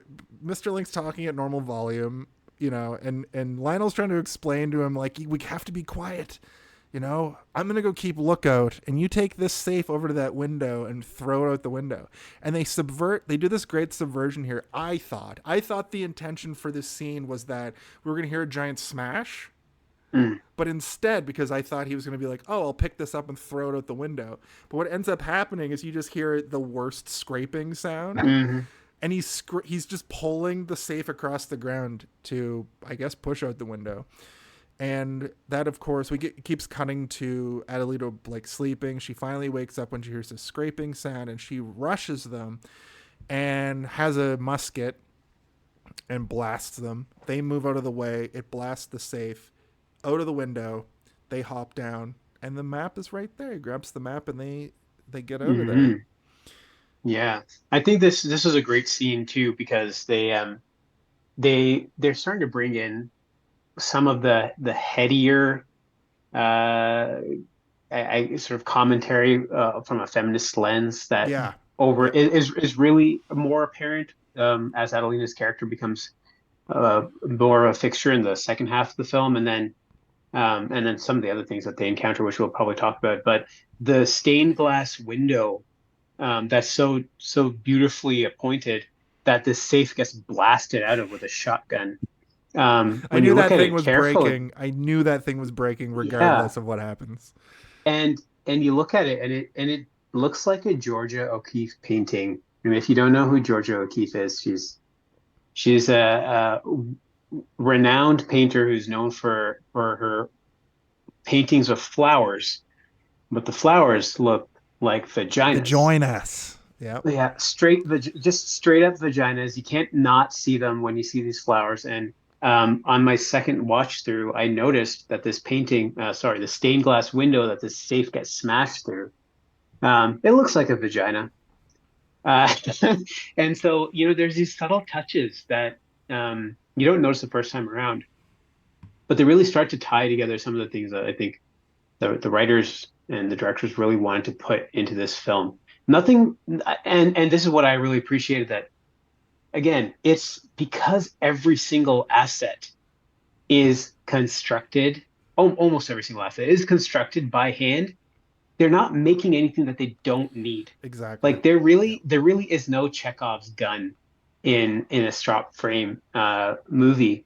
And so everything that is done is with very careful consideration. Did they have to make this elaborate, you know, really intricate stained glass window that you kind of only see for like 3 seconds? No, they didn't have to do it, but they knew that if they did, that it would make an impact. And I mean, for me, it was pretty amazing. The fact also that nobody can use a gun properly in this movie is also something that is great.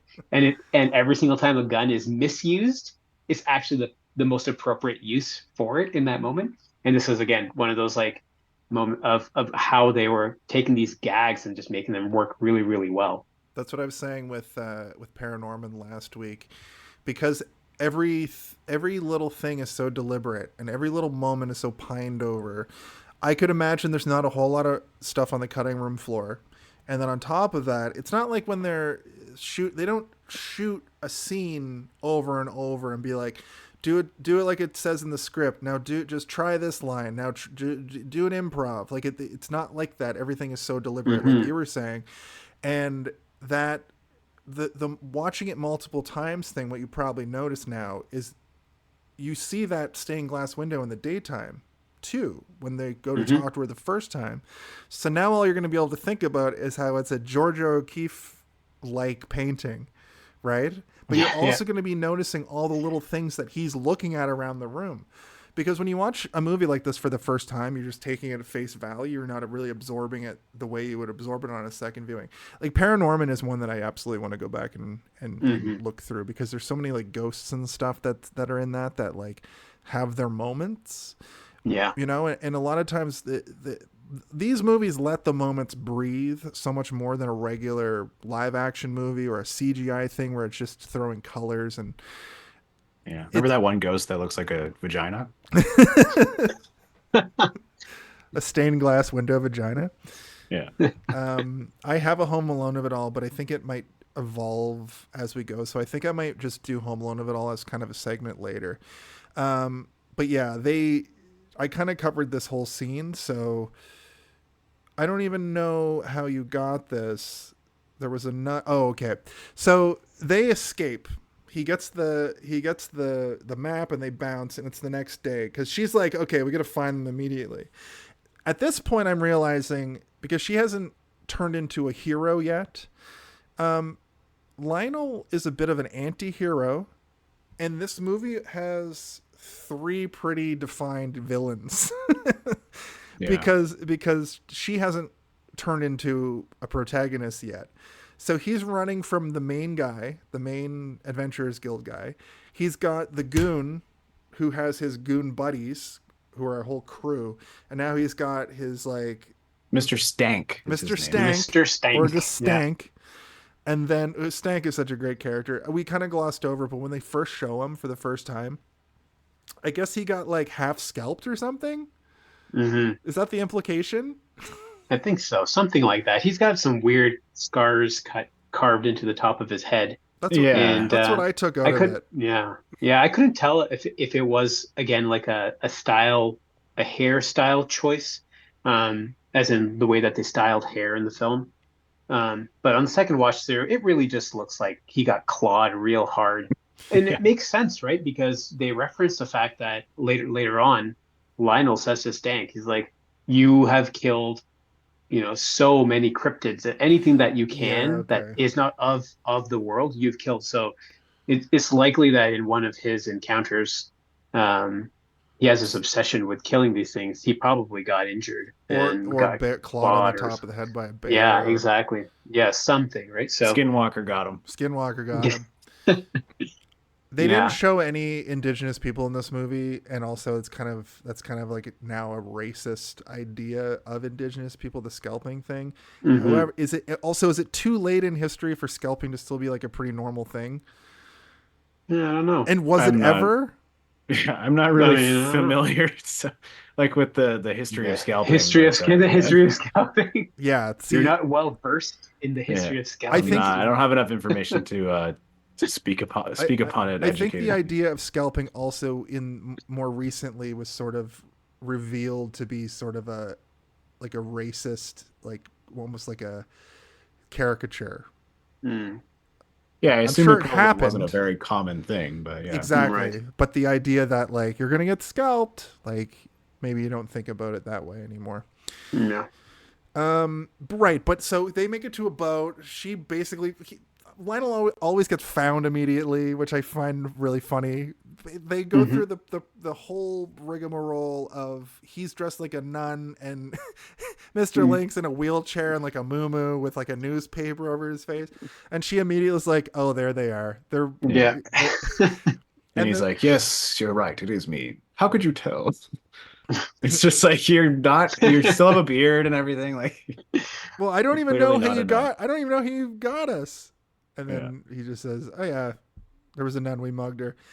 And the thug stole her clothes. The thug adventurer also shows up with them at that point. This is where they have a shootout that you were talking about, Naveed, where they're just using the guns wrong. She's actually kind of a skilled shooter because she's kind of like trying not to shoot to kill, is what it seemed like. Mm-hmm. But he's bad. Stink is bad, or Stank. Sorry, old Stink, Mr. Stink.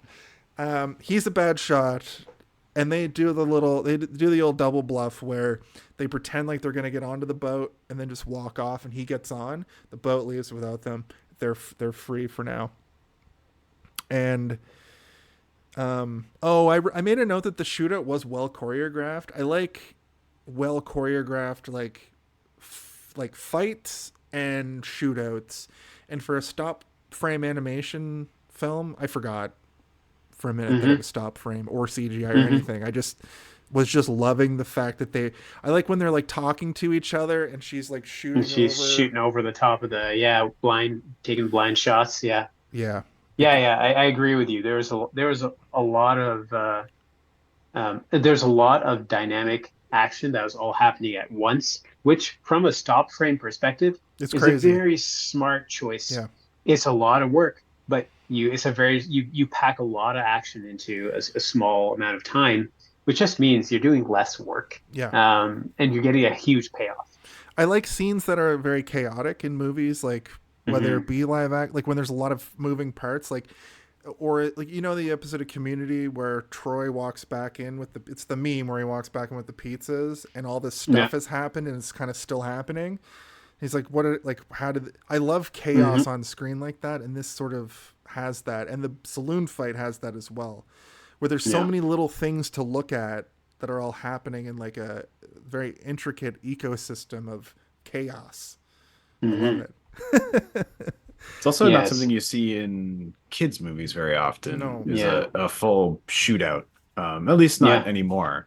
And it's pleasant to see because it just goes to show you that you can still tell a pretty, child-friendly story and have these elements that people think are like forbidden.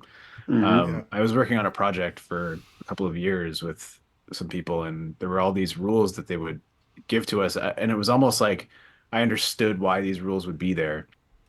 But I would always bring up these examples but guys, we can still tell stories that are for kids and still have these violent aspects to them as long as we treat them respectfully and interestingly, and they're not just there to be gross gun porn or whatever, right?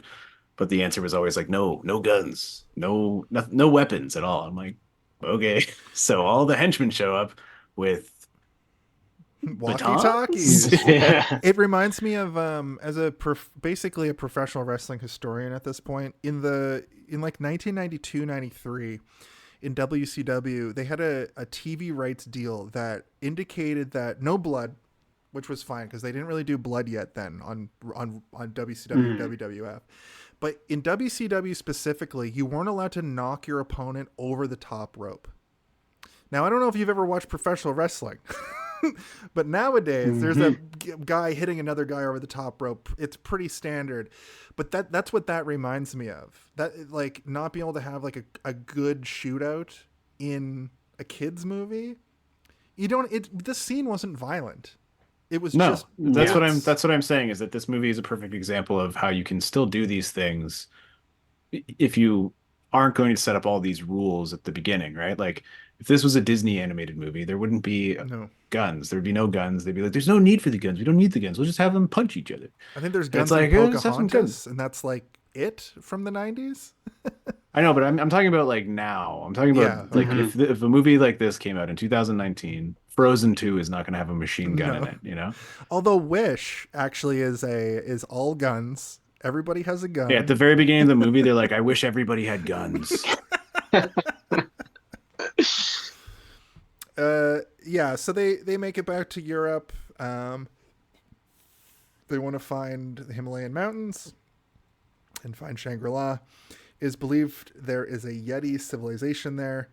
And we sort of get is this the sequence where they've already made it to the Himalayan, the sort of base camp town? Yeah, they're going to a long like sequence of showing them traveling across like Europe.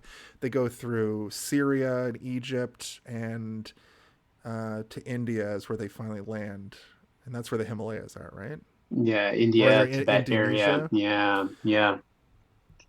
Right. Yeah, and this is where it's interesting because it's just an opportunity for them to do these funny little gags that lead them to the ultimate destination. And I thought about this when I was watching it through. Was it really necessary for them to stumble into this town and try to find this person who knows how to get to, the mountains to get to Shangri-La. Yeah, he Um, immediately goes in there like a colonizer, weird English racist and person. and exactly, and that is again, I think the reason why this scene was necessary. Because the map easily could have just pointed, X marks the spot, and this is how you get to, they could have done that. But the overarching theme of this, in the sense of colonialism and consumption or claymation of the world is something that is subtle in the beginning, and again, it's less subtle in this instance. Mm-hmm. But they don't treat it with such heaviness either. The little grandma who ends up being the person that they need to speak to. And Gamu. Gamu, yeah, and Gamu's daughter, who says, whatever you do, don't mention the chicken. And you're like, what is that? I thought that was gonna be way bigger, but the Yeah. gag is just like she goes, "What chicken?" and that Yeah, made me chuckle. I yeah, wanted to yeah. And just, then again, I it's that moment where those gags they don't get tired, because here again they go into the hut, and Lionel sees the chicken, doesn't say anything. Adelina sees the chicken, doesn't say anything. And then Link sees the chicken. He's like, "Yo, what's up with the chicken?" like, immediately just right away. that we did skip over one sequence that I just want to go back to, and when they're on the boat, Mr. Blink is like baffled by it, and he looks out the window and he goes, "Oh my word, what is that? Oh yeah, The sky?" the sky. Which was great, but the reason why I would have just kept going, but this is actually the first time that we get Adelina confronting Lionel about his selfishness, and they kind of have a bit of a meet cute, but not really. It's more like a reconnecting, I guess. And he's like, "Go talk to Mr. Link," and Mr. Link and Lionel have this great kind of early relationship, heart to heart, like the first time they really kind of open up to each other. And Mr. Stank is watching along, at the time, and he kind of ruins it. But I really liked the sentiment of Mr. Link wanting to find the Yetis, and he says, "Have you ever wanted something so bad that it hurt, like in your stomach?" Yeah, And like it hurts. It hurts so bad inside, like you have like, gas. you know, gas. Yeah. And Lionel's like, "Yeah, I want to be this great adventurer. And every time that I try to do anything, I'm sort of met with these roadblocks." hmm And I thought that was just great storytelling. And also, this is where he gets his name, Susan. We get the little story Yeah. about him being like, "Well, you didn't get a chance to name yourself, so you're free. You're traveling the world. What do you want to be called?" And he tells this little story about a prospector that came up into the forest where he lived during gold rush times, and basically she stopped and looked at him and didn't get scared, right? Sort of reacted the way that Sir Lionel did, was more intrigued than anything. He's like, "Well, why don't you name yourself after them then? What was their name?" And she's like, "Susan," and he's like, Yeah. "That's a girl's name." And Real he's like, name. Yeah. "That doesn't mean anything to me. Yeah. I'm Yeah. a Sam Yeah. Squanch." And that's when I wrote down, "Is this Pierce Brosnan?" Uh, Still didn't know. I still didn't know at this point Wow. who Sir Lionel was. Well, that tells us something about how you feel about Pierce Brosnan's heteronormative worldview. You couldn't possibly have a girl's name. I don't know why. That's who popped into my head right when this guy was being like kind of homophobic, maybe. But Stank grabs Adelina and holds her hostage. They have a scuffle. Susan helps by knocking Adelina overboard and punching Lionel in the head. Stink chases Lionel around. Finally saves her. The good slapstick where she's like hanging and she falls and she's hanging. He pokes his head out. Susan pokes his head out the window and sees her. She's like four rooms over. Windows Finally down. gets to her, grabs her by And the then- waist and pulls her in and just bashes her head. Yeah. It's good stuff. Great stuff. Great stuff. And it's why I was thinking to myself, I'm like, why did I laugh at that? But it's like you didn't miss the opportunity for Susan to be grabbing Adelina and accidentally bonking her head as he pulls her through the window.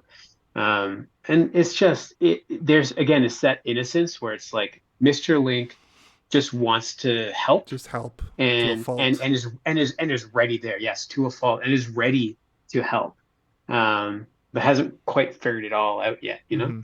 And I think that's the two opposing worldviews. Mr. Link's innocent, bright-eyed worldview, like learning all about it as we go. And again, like you said, there's that powerful moment where he's like, "Is that the sky? Like, is it possible that it can be that big?"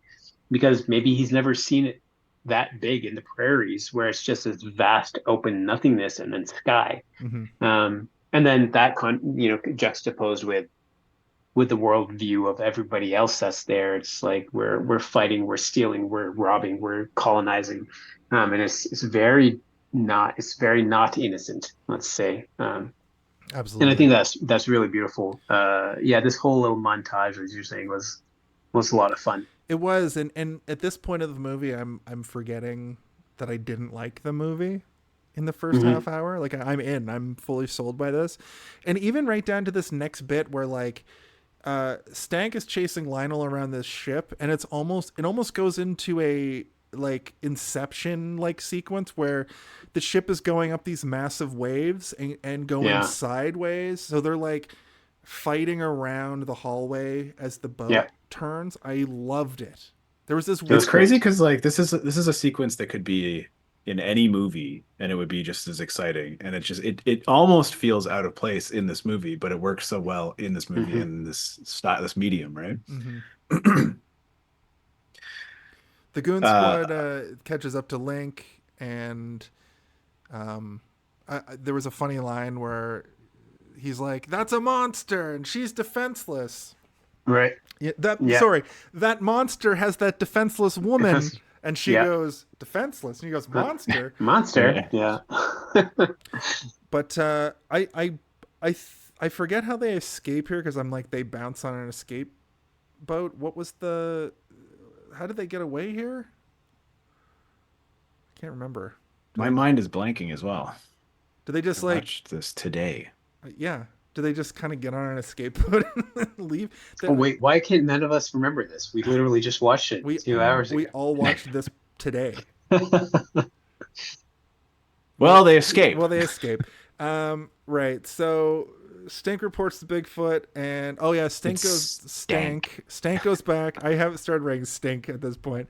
Stink reports the Bigfoot to what's the Stephen Fry's name? Yeah. Pigott Dunsby. Yeah, Pigott Dunsby. He freaks out because he confirms that he's found Sasquatch. Huge meltdown. And this is the part we talked about where we get the travel montage. They make it to the town at the Himalayan mountains. English people suck at dealing with other cultures. Okay, so we can fast forward now to the yak stew scene where they're eating the stew. I thought that somebody was gonna like it. That was a weird subversion there, but then like even the Sasquatch they just get on an escape boat. I just opened the movie. That's why we couldn't remember because it's so like it's just like a whatever. Yeah. They just get on a boat and they're like, see ya. Yeah. That's funny. Yeah, but the yak stew's bad. Even Mr. Link doesn't like it. Gamma is the elder who knows all, as you mentioned before, Naveed. Susan likes the yak cookies. Do you know what's funny about that sequence, that little moment, is I couldn't hear for some reason. I think there was like something happening in my peripheral and I got distracted for a second. And I didn't know what he was eating. And I was like, those cookies also look delicious. But you mentioned earlier that it's yak poop, right? Yeah. Yeah, they use it for fuel. And not only do they use it for fuel, they literally, moments before he eats it, stated openly, yes, we use yak poop as fuel. And I think you see Gamu, maybe, I can't remember exactly who, but put it on the fire. Yes. You know, it's like we're, and then in the next scene, and this is also like this scene is it sits for a bit where we're watching Link, Mr. Link eating this cookie and like just loving it. And it's like, It's and this is good. what I enjoyed about this scene where it's like he eats it, he's like, wow. And then he does this face, and he's like, that's really good. Right? Like we're allowing this character to really present like his weird innocence again. Um, and it was great. It was a fantastic little simple little subversion, as you said, of what we were expecting and then what we didn't get, and it still worked. It's also funny that he's then grossed out by the yak stew, even though he's Yeah. just Yeah, been eating yeah, yak shit. He yeah. eats Poop. squirrel Yeah. all the time. You'd think that that's why I thought the yak stew. They were. He says that in the scene. He's like, "I'm a vegetarian, except I'll eat meat sometimes. I eat squirrel all the time and chicken." And then he looks at the chicken. Yeah. Yeah. Yeah, I thought that it was going to be like one of them was going to be like, this is delicious because it looked gross, but I'm sure yak stew would be delicious, right? Sure. Could be. I'd try it. Yeah. Hugh Jackman says that it's delicious, but I don't know if he was lying or not because he's making a real gross out face. Mhm. Ooh, this is delicious. Lionel finally asks about Shangri-La. It's not lost. It's actually hidden. It's no man, Sasquatch only, or Yetis, I guess. Susan reveals that he's a Sasquatch in his same way. I think he pulls his top off. And it's like, all he has to do, it's like a Clark Kent Superman thing where he just takes his shirt off and everybody's like, Yeah, he like Hulk Hogan's his way out of the shirt. Yeah. And then Gamu fucking dies. yeah, she has a heart attack. And then immediately has another heart attack right afterwards. And the daughter's like, you have to give the kiss of life. And then, I don't know, Mr. Link kisses her and then she's swayed. So she gifts the daughter as a guide and the directions so they can find the way. I think that's supposed to be like the Sherpa thing, but I don't know if you can. I don't think you can.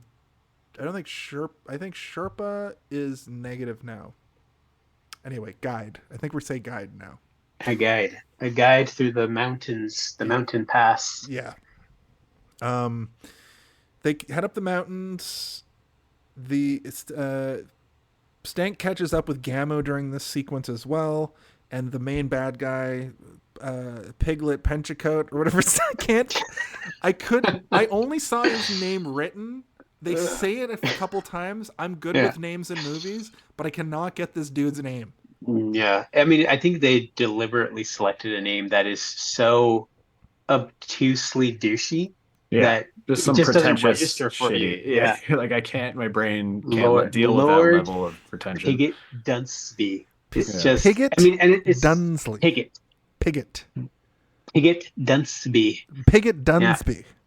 Yeah. It's I mean, it fits. It does. That guy sucks. That guy really He's sucks, the and his worst. name sucks.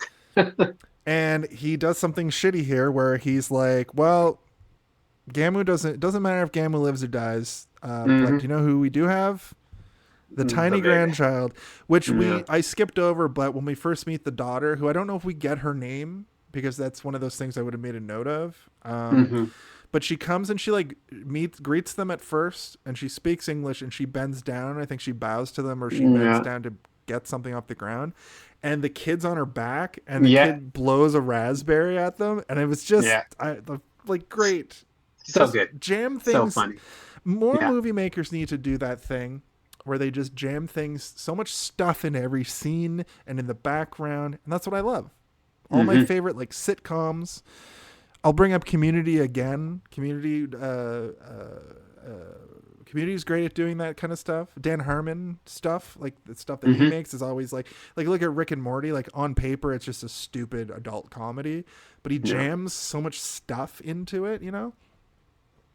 Yeah, every scene is dynamic. Yeah, even if it doesn't need to be, and it's dynamic in its simplicity. You can have simple, you can have simplicity and still be chaotic and meaningful, rather than it being. I mean, this is the difference between maybe the stop frame stuff that we're looking at versus full CGI stuff. Where look at like a Michael Bay movie. Like any Transformers movie, I don't know what's going on. Michael Bay kind of knows what he's doing. Like he's doing that deliberately because that's what he wants to see in film. I learned today that Christopher Nolan loves the Fast and the Furious movies. He's like a huge fan. So like sometimes these like well-renowned directors, like they like stuff. I would say that this movie feels more like the humor of The Simpsons. Yeah.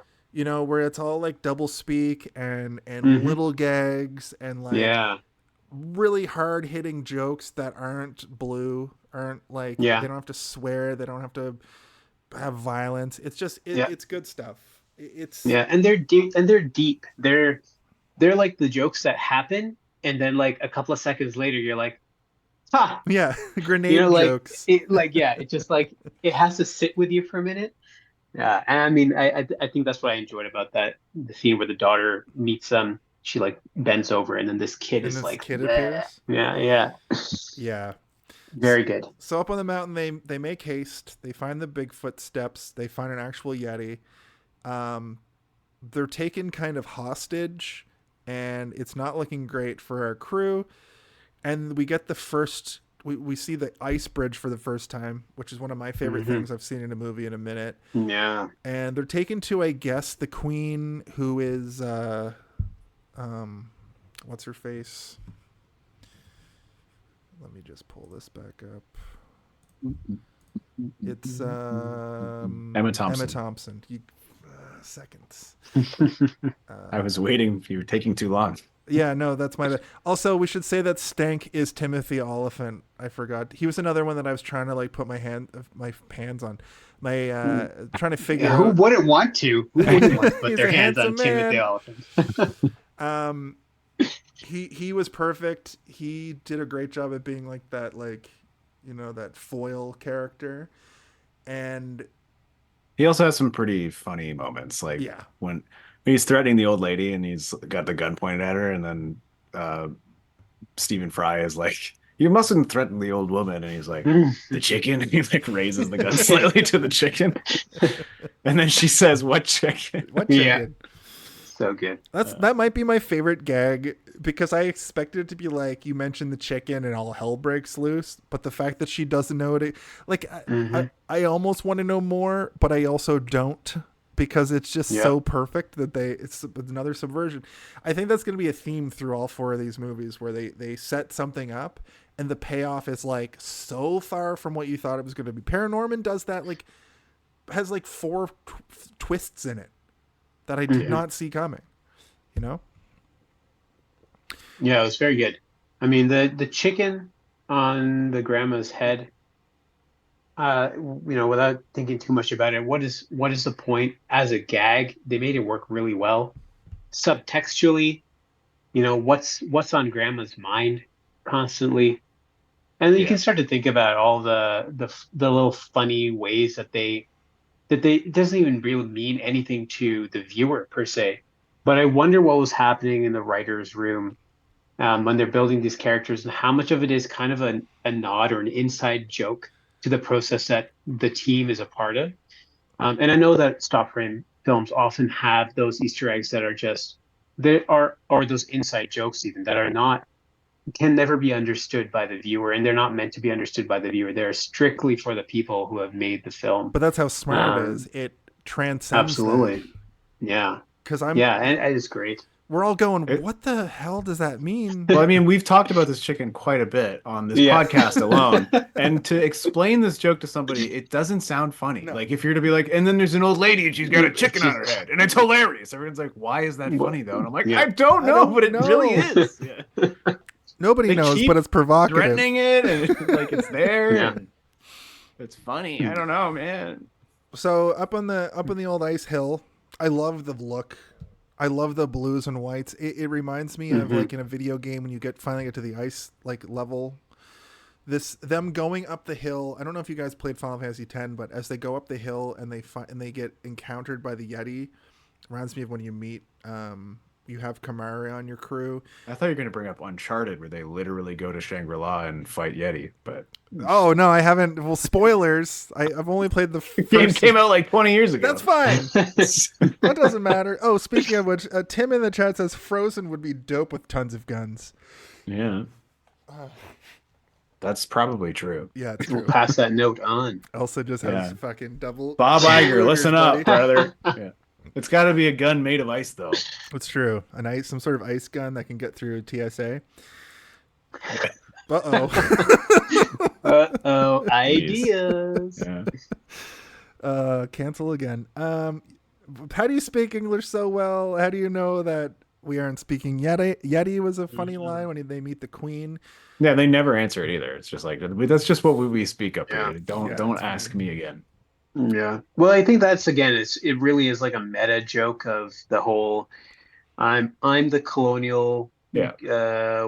white man who has the right to the world, and I'm going to go out there and I'm going to claim it for myself. And how is it possible that you could also speak a language? Yeah. And then I think on top of that, what I found to be quite funny was the fact that the two, I guess in this case, Crypt is the non-human characters that we're now encountering that speak. Mr. Lincoln now, Emma Thompson, the Yeti Queen. Both of them can speak fluent English, Yeah. and that's never the expectation in these types of movies where you're like, here's a monster. It couldn't possibly communicate with us. It's because it's so other to who we are. We do get shades. We do get shades though, because sometimes Mr. Link will exclaim and he'll growl like you would Growl. expect. Yeah. The animal side of him is still present.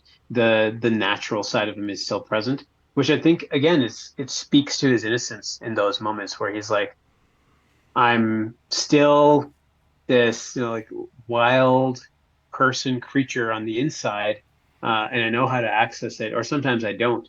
It's like that quality of a child sometimes where you're out there, you're exploring, you're seeing the world, you're so excited for it, but then sometimes you're gonna throw a little tantrum or have a little scream because that's just who you are. Absolutely. They also these Yeti call Susan Link, Mr. Link, a redneck. Yeah. Because he's Country from cousin. the United States, Yeah. And I felt my heart sank so hard because I knew it was coming. Obviously, like they have this like weird society. There's so many of them. They're trying to keep it secret from humans. And then they see this person who's not like them. So then at the tail end of this movie, we get hit with like the realities of like racism. Like there's a real big like anti-racism message in this film, which I think is important in a film about selflessness, because you just all that Mr. Link wants to do is find people like him, because he's literally the last of his kind in a whole country, in a whole continent. And he finally finds people that could possibly accept him. And they're like, "Nope, you're not a frost man with blue fur. Yeah. You're a redneck." And he goes, "Red, it's more like rust." Autumn. Yeah, rust. Yeah. Which was And a good... again, and this is and I'll speak a little bit, if you allow me to, from my Absolutely. own personal lived experience as somebody who's considered to be a racial minority in the country in which we live here. And yeah, you end up sometimes feeling like you have to justify to somebody else the color of your skin or the reason why it is the way that it is. And it's a learned response, or it's an instinctual response. It's a survival tactic. It's a cultural thing. Like there's so many different ways that you can look at why that happens. But it's common for people to do that as a reaction. So to see that in his response in this movie, as in, it's like, well, it's like rust, or I'm like, I got a lot of autumn colors going on. It's that he's trying to justify to these people, but why he is the way that he is, from a place of like he almost feels guilty for not being what they want him to be. And that, as Jason, as you're saying, like, is a powerful message, right? We're talking about racism, and they're not shy about it here. Which is, you have to teach these things to children in a way that's not so blunt, but this toes that line so well that I knew immediately what the writers were going for, right? Yeah. But a kid watching this wouldn't, and would look to their parents for guidance, and hopefully they would get the correct guidance, right? But it's meant to be blunt Yeah. enough. I'm just picturing some actual redneck in the theater being like, Well, how dare they? Yeah. The people that live on the hill, that's not a lot like, but a lot like Shangri-La, where I come from back in Halifax, in the Valley of Middleton, where everybody's literally white. They might take offense to a country bumpkin or a city slicker coming in and looking Right. slightly different. But this sort of systemic racism exists. I don't want to get too heavy, after your fantastic lived experience, but this sort of systemic racism exists within a lot of races that's what I sort of saw from this. Like the one that I kept thinking of is like how there is a bit of friction between like a light-skinned black people and dark-skinned black people, right? Like that's a thing that exists. And that's what I related this to as well, like not only people being visual minorities within a country, but also within their own communities, Right. being seen as different Yeah. or whatever. When at the end of the Yeah. day, like we're all humans. They're both they're yetis, and it should have been that like you look out for your own.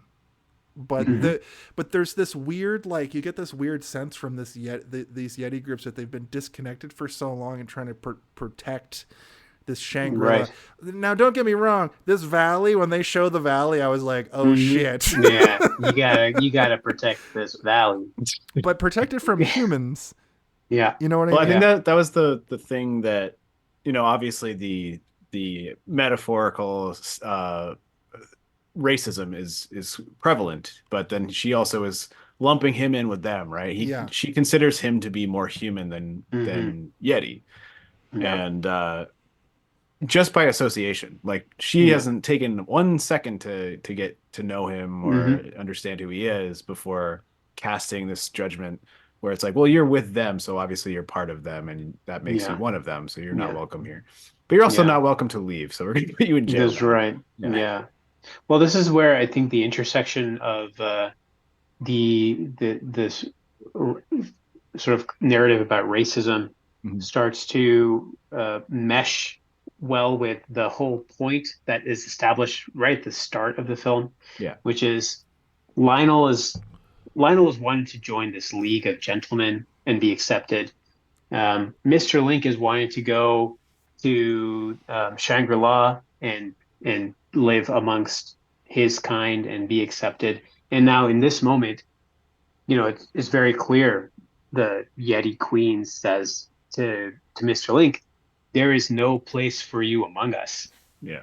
And then it's like, not only that, but then you remember what Lord Pigott Dunsby says to Lionel at the beginning. He's like, you are not a gentleman. You are not a member of you are not among us. And so suddenly both of them, one of them who is not having to deal with racism, and the other who is having to deal with racism, are faced very clearly with the exact same problem, that the place where they want to go and belong is not accepting them.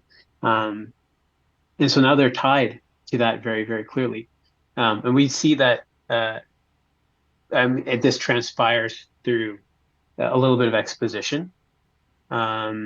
Because I don't know, I guess sometimes these complex things need to be explained a little bit more clearly. But yeah, as you're saying, it's like, there's no place for you here, but our secret now, so you can't leave. Yeah. And then they get thrown into the inescapable pit of isolation and miserable disappointment. Yeah. This is also where we take our first steps into having their own group form, and they realize, like, no matter what we do, we're not going to be accepted amongst these other groups of people that we want to be part of, but we have each other at least. And that's where, the handshake means a little bit more than just respect for each other. It's compassion and love for one another, and realizing that they're part of the same club. Yeah. Which is sweet. I also It's so sweet. just to bring a little bit of levity back, because that's as And then they slip down the stairs and they go bing bong bong bing bong. bang. No, but thank that was good. That was good stuff. I'm glad that we don't we shy away from that a little bit on this show sometimes, but this film has so much heart. And we got into it a little bit about bullying last week and stuff too. So it's interesting that these seemingly kids, you know, people mistaking them for CGI movies, but they're very, very much not. They bring so many emotions up to the surface. But I will say, I did make a little joke to myself here. That credits thing that I was talking about earlier at the beginning, they get thrown in jail. Jason's like a Sasquatch, a Yeti, and I don't know. And an Ogopogo walk into a saloon, and they all just start punching the stuffed bust of old Peter. But I'm not going to kill them, but instead put them in jail forever. Credits. Mm-hmm. Yeah, that's how the movie ends. It's not, but so. We get another pretty heavy, this movie is kind of heavy, not at face value, but when you really dig into it, we've covered a lot, and only now we're going into the end stretch of the movie here, and only now does Lionel finally get introspective about who he's being, who he wants to be. And he's still talking about himself. He's still talking about his goals. And Adelita wants to be in the, or sorry. So, I write my notes all fucked. Adelita basically says he wants to be in the club so bad and only wants to join because he can't. He says that. Adelita asks why he's so hellbent. Yeah. Right, sorry. And Adelita's also pointing out that he only cares about himself. Mm-hmm. Where's the proof that you are that great man? Meanwhile, Mr. Link is laying on a slab of ice, writhing because he just got shut down, denied, and sent to a forever cave. Yeah, his great dream has been shattered. He's been longing to get here. He wrote the greatest adventurer in the world a letter to help guide him here, and now he's been shut down. So he's absolutely shattered. And Adelita absolutely bodies this man with this line. The great legend Mr. Frost is a myth. Yeah. Yeah. Just Credits. like the legends that he chases, right? He's the one who's going after these mythical creatures, and he's as much as a myth as they might be. But I think this is the cleverness of the writing here, is that he as a myth searching for mythical creatures is finding them, and in finding them he should be finding himself. And this is exactly what happens in this moment when Adelina says, you know, it's because you feel like you can't belong. It's because you're looking in all the wrong places, and what you should be looking for is not, you know, those douches over at the gentleman's club. Like, look at this person who has trusted you and is right here ready to help you through anything and everything. And again, the thing that I appreciated here was that while it seemed a bit on the nose the first time around that I watched it, was like, why do we have to get this character to say to Lionel in this moment, here's the thing? But it's just because sometimes you need that. Sometimes you need somebody else to say, hey, can you get your head out of your ass for a second and look at what's right in front of you, please? And you have the option now to do something with it. And that, I think that's a real critical moment for Lionel's character, to go through all the things that he has, because even though over the course of his journey, he's tried a little bit to improve things and have those moments of growth, it always is still sort of self-interested, or, you know, he'll say one thing and you're like, this is a great moment for him to turn. And then, you know, in the next scene, he screws it up again. And I mean, we saw that on the boat where Mr. Link picks his name, and he has this really touching moment with Susan, and he says, great, well done, fantastic. And then as he's walking away, he's like, well, that was quite altruistic of me, wasn't it? And like, he's patting himself on the back. I think in this moment here, that leaves him entirely. He's no longer going to be self-interested. He's wanting now to connect with Mr. Link on a different level. That's fantastic insight. Absolutely. I love how he sort of has learned so much throughout this film to this point that he's almost able to switch he's able to. It's been a slow burn, but you do see him learn little bits throughout the movie. But at this moment, he just says, "Okay, I'll drop the shit. I'll talk to Mr. Link. We're gonna get out of this place because we can't die in a place like this." And then they hatch the plan. You said everything that I would have wanted to convey much less eloquently. I was hanging on your every word there, so I'm a little bit. I'm sorry. Wonderful. I'm sorry to just move to the next thing. No, we should, because the next thing that happens, Jason, is hijinks. Yes, where exactly. We want the hijinks. He tries to. I think it. Sorry. Does Mr. Link try to throw him up and he can't? But then he does. Throws Adelita and has no problem. That's then right. A Yeti falls down, and we look up, and it's a strong, independent woman doing it for herself. Yep. She's knocked out this guy with his own helmet, I think, or his shield. Yeah. And basically, they go to escape, like they're escaping, and then we get my favorite line of the whole movie. My favorite line in this whole movie is, "The people we don't want here are leaving. Force them to stay." Yeah, very good. I knew that was going to be your favorite line for some reason. I was like, Jason's going to love this. Because it's like Simpsons writers wrote that line. Like it feels Futurama. very... Feels like what's the one-eyed person from... I can't remember her name. Leela? Leela. It's like a Leela line. Yeah. They fight their way, and they fight their way over the bridge halfway. They're met by the bad guy squad. It's basically just the nerd, Pigglesworth, and Stink. Yep. Those are all definitely accurate names for them. Pigglesworth and Stink. I immediately wrote, "There's too many people on this bridge." Yeah. I thought that was going to be more of a thing, but it's literally more of the villain freaking out and he goes insane in this moment. He literally loses his mind. Yeah. Like I thought it was I didn't expect him to do the sacrifice himself just to get rid of Lionel. Well, I don't think he even realized that's what he was doing, because he was like, no one's going to know that you discovered this place. We are great men. You are not, and you're going to die here. And then he shoots the bridge, and you're like, you're going to die too. It's like he's so crazy that I think that he, for a moment there, believed that he is truly invincible, and no matter what happens in this moment, he's going to walk away, and Frost is not. Even his assistant is like, my lord, actually, you're going too close.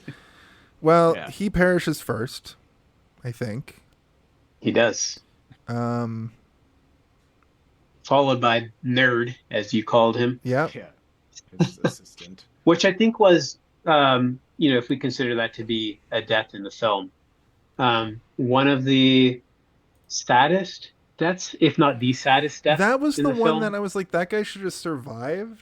Yeah. I think that was Matt Lucas from Little Britain too. Yeah. But I feel like the reason why he didn't is telling of his character and the nature of his character in that context, where if you follow, he's collateral damage fully. He would have always died. In any other circumstance, he would have always died first. Yeah, or he would have been sacrificed in order. Yeah. If they built the character more, he would have been the one, the person, kind of helped, the turn That's face, right. Character. Exactly. Yeah. But I was shocked by his death because it was so abrupt. It's so abrupt. Yeah, he just he kind of just and he just was at the back and he fell off. Yeah. The bridge collapsed and he just he had some moments in the movie and then now he's just gone. The way I looked at that is that guy was willing to follow Pigglesworth anywhere and everywhere. So why shouldn't he also follow him? To death? Exactly. Yeah. Yeah, that's it. I kind of wrote this scene out as a stream of consciousness as I was like watching it. I wrote, Lionel defends Susan to the bad boys. The dumb fuck shoots the floor of the bridge. Doesn't he know he'll die too? This is insane. Everyone makes it off the bridge except the bad guy and his writer guy. Stank on top with the three hanging, right? When they're Stank all on top was my nickname in high school. Lionel tricks him, and the final battle is basically a hanging slap fight. And this whole sequence is some of the most tense movie moment I've ever seen. I couldn't believe how, like, I was like, oh, every time, like, because, you know, hanging off. It's exciting, man. There's nothing like a good bridge dangle in a movie. But this one was particularly good because you haven't really seen this style of bridge hang happen before. And it seems like it would be painful in so many different ways. The cold, the roughness of the ice, the slapping, the fact that they're all bound together. I kept thinking about like how uncomfortable that would probably be on your waist. The fact that the heaviest guy is at the bottom. It's all just, there's so much going on here. This is what you mentioned at the top of Lionel must be like some sort of Superman. Yeah. But then Stank also supports their way too. Superman, yeah. I mean, they're both cryptozoologists who hunt down, and one kills and the other one researches mythical creatures. I guess they're both like weird superheroes. It could be. Yeah. Link manages to hook the icicle. Stank falls, right? Because he's holding on with his pick or his axe. I believe it's a pickaxe.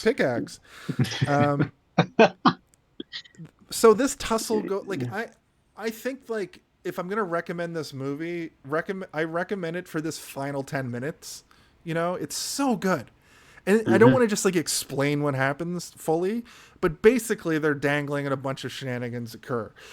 But what happens is the final moment is as Link's trying to like hold on to this icicle, it breaks and he ends up like catching another one, and the part of the icicle falls and catches Stank and impales him. And I think as he gets further away out of frame, there's like blood. I didn't see the blood. I didn't see the blood either. You see what you want to see, I think. Yeah. Jason paused his TV and went up and was like he started drawing blood on the TV. Like, yeah, there we go. Yeah, there's a whole bunch of red marker on my TV now. Yeah, it's dry erase though. Don't worry.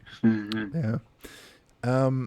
I actually wrote kind of brutal for a kids movie. They all survive. Susan saves the day and they climb out alive. They look back at the Yeti. Link blows a massive raspberry. And he tells her to get a haircut. Yeah, he keeps saying a bunch of like insulting things, and that her accent sucks. Yeah. And Lionel's like, and I thought that was so good. Yeah. In that moment, because Lionel's going like, "Come on, keep it civil." Yeah, be the bigger person. Be the bigger person. Yeah. He's like, literally, they're both dragging him away by his hands, and he keeps turning back. Which was great. It's funny. It's very funny. And her face, like the look of horror that goes on across her face when she's getting the raspberry blown at her, is just like, it's very good. Absolutely. They go back to the boat. They kind of, they all kind of high five moment. They tease a little bit of a kiss between Adelita and Lionel, but it doesn't happen. She's like, nope, I need to go on a great adventure for myself. Almost like they were hinting a sequel. A little bit. Like, I would watch a movie about Adelita just going and do her own thing and having her own misadventure. You're a great man. That's what it could be called. Misadventure. MISS Adventure. Adelita Misadventure. The shit writes itself. I like the line where she says, like, you're a great man, but I deserve greater. But not like I deserve a greater man. I deserve a greater experience. You just learned how to be a person. Yeah. I barely even got to like fist fight a Yeti. Yeah. She's gonna be a woman doing it for herself. And you know what? It's almost to that time in history where she's allowed to in this film universe. Almost there. Almost there. Yeah. She leaves, and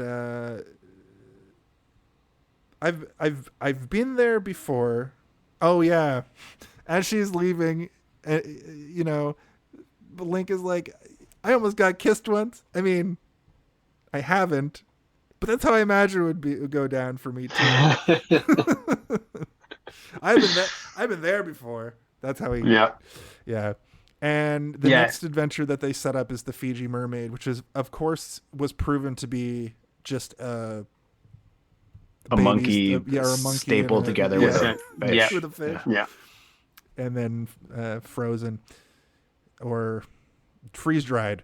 Mr. Link is now his partner, much in the same way that Mr. Lint was. Where's Mr. Lint? Just dicking down in some brothels, I would imagine. I really hope so. I mean, he's got to work through that trauma of getting eaten by Nessie almost.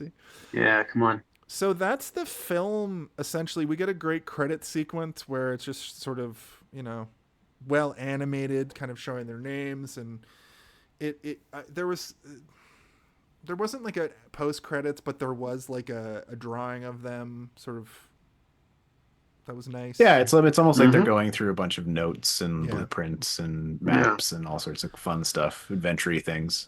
So, yeah. Sorry. I was gonna say this movie, out of all of the Leica movies, I think does kind of have that flexibility for sequel energy, and I would be excited to see one, just based on like the fact that there are an endless amount of cryptids that could be looked for. You know, we could do some unicorns, we could do some leprechauns, even if it's just the cold open style stuff at the beginning, which I loved, man, which was great. It's what hooked me in immediately, where I was like, okay, it's going to be a movie about a Bigfoot. I like that, but I didn't know I was also going to get a Loch Ness monster in the first 10 minutes. And, you know, as a kid, I was super duper into monster stuff. Like all of it was just my favorite stuff, like vampires and Frankensteins and werewolves and Loch Ness monsters. I loved all of it. So this would have been a great movie for me as a child, but it was still good as an adult too. This is kind of turning into my final thoughts here by accident. Well, we have a couple things before we get to that. And before we get to our final thoughts, we have to play a game. No, we have to talk to Kevin McAllister himself. If you had to pick one, what do you think the Home Alone when of it is all? the Home Alone of it all? Can someone please tell me when the Home Alone of I it really all? gotta When's the know. Home Alone When of it all? is the Home Alone of it all? What is the Home Alone of it all? Now that's the Home Alone of it all. So essentially, Naveed, if you don't know, or the listeners watching, the Home Alone of it all is basically the point of the movie Home Alone, where he slaps down the blueprints, and he's now going to do traps to these burglars, you know, and that's sort of what you go to see, like the point of the movie that you're like waiting for to happen. Yeah. The fun and games. Exactly. Yeah. Steve has posited that it is basically the trailer moments. We've also determined that sometimes it's just the third friggin' act. I will say that for me, it was more of a discovery. I'll say my Home Alone of it all for this movie was realizing that this was a straight man buffoon thing, like a grumpy old man, or like a what are those? The Odd Couple. Odd Couple. Right. I've been searching for Odd Couple for 2.5 hours. Odd Couple. More like 2.5 years. Heyo. Wait. That's how long the podcast has been going. Right, that's true. So Odd Couple. Yeah, my Home Alone of it all is when he fucking throws the rope. After that is like this movie has begun. This is it. Yeah. Yeah. I don't know if I have one. In this movie, there's so many little things that happen, and everything is so differentiated by setting and tone and what the characters are going through, that I guess I would have to say when Bigfoot catches the note out of the air and reads it. That's probably the Home Alone of it all for me, but that's only like 15 minutes into the movie, so right at the beginning. What about you? Bam. Do you have a I mean, consideration? There's so many. There are so many moments in the movie that I think are poignant enough to be that sort of thing. But you know, it's the thing that I think really makes the movie so humble is the fact that they continue to honor just the simple hijinks along the way. They cover all sorts of stuff, but if you could make a trailer out of just all of those silly moments of like Lionel getting thrown up but smashing into a wall, Adelina's head getting bumped. The scene where they're escaping from the ice palace, and Lionel and Adelina run out quickly through the curtain, but then Mr. Link comes out and it's just like this like bowl kind of like ringing, and it's rolling around. He's like, oh, like all these silly moments that just make the film and ground that film back in that reality of like, this is just a couple of silly people doing silly things. And that's okay. I think that's really what for me would be the Home Alone of it all. It's like that montage of all of these moments that really paint the picture of how grounded those characters are as they develop through the film. It always comes back to just having a laugh. Cool. I really like that because just as this whole movie is kind of it. This whole movie is like like that first half hour didn't grab me, but once I was grabbed, I was in. So like basically once once he meets the Sasquatch, that's basically, I think we can kind of all agree that's, or we even like you said, Steve, when he grabs the note out of the air, it's like as soon as the Sasquatch is even recognized to be a thing, basically when they get back from the Loch Ness Monster after, like you said, 10 minutes. Yeah. Cool. Well, why don't we play a quick game and then we'll do our final thoughts and then we'll get out of here. What do you think? Tim in the chat says, "Careful, I may just call you Stank on Top from now on, Steve." And then he went on to say, "Got to say you three have expressed well the heartfelt storytelling that sets the movies aside for me. Great job to everyone." Well, thank you, Tim. Tim was on literally last thank week. you, Tim. And we'll be on very soon for the Iron Claw episode. Tim, you are a great man. Thank you.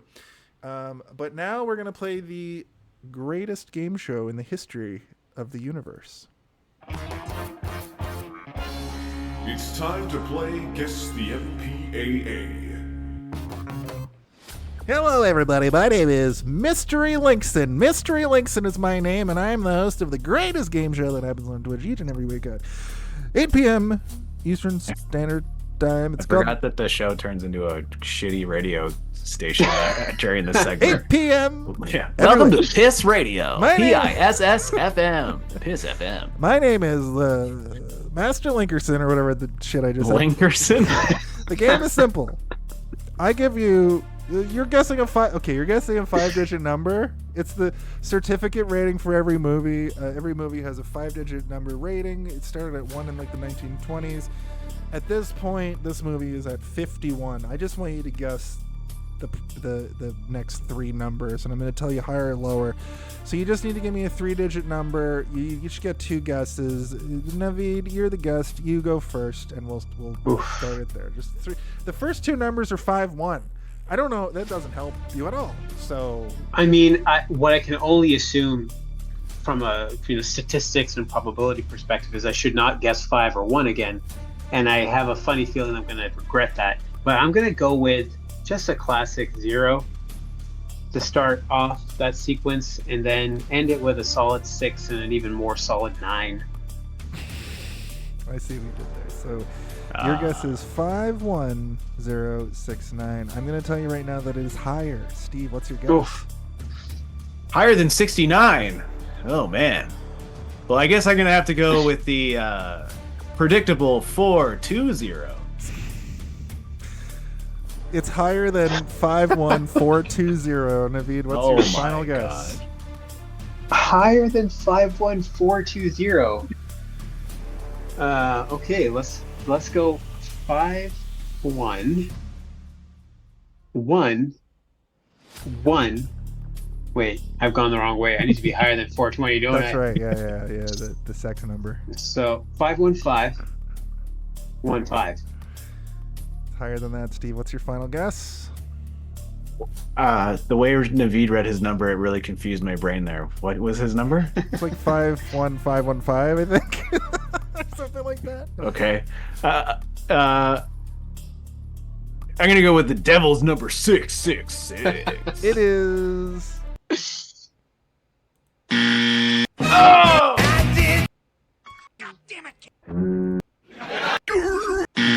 are bad at this game. Wow. Ladies and gentlemen, people of Earth, human beings alike, it is 51866. Oh, I knew it. The Somewhere deep down MPAA, inside. everyone. The MPAA. Wow. Wow. Deeply talkative in the Wow. chat says, "Hey, did you see this one?" Wow. And with that, it is now time. Thank you for playing, Naveed. Thank you. It's the stupidest game in the history of Absolute games. pleasure. It is now time for our what? I'm looking at the goddamn.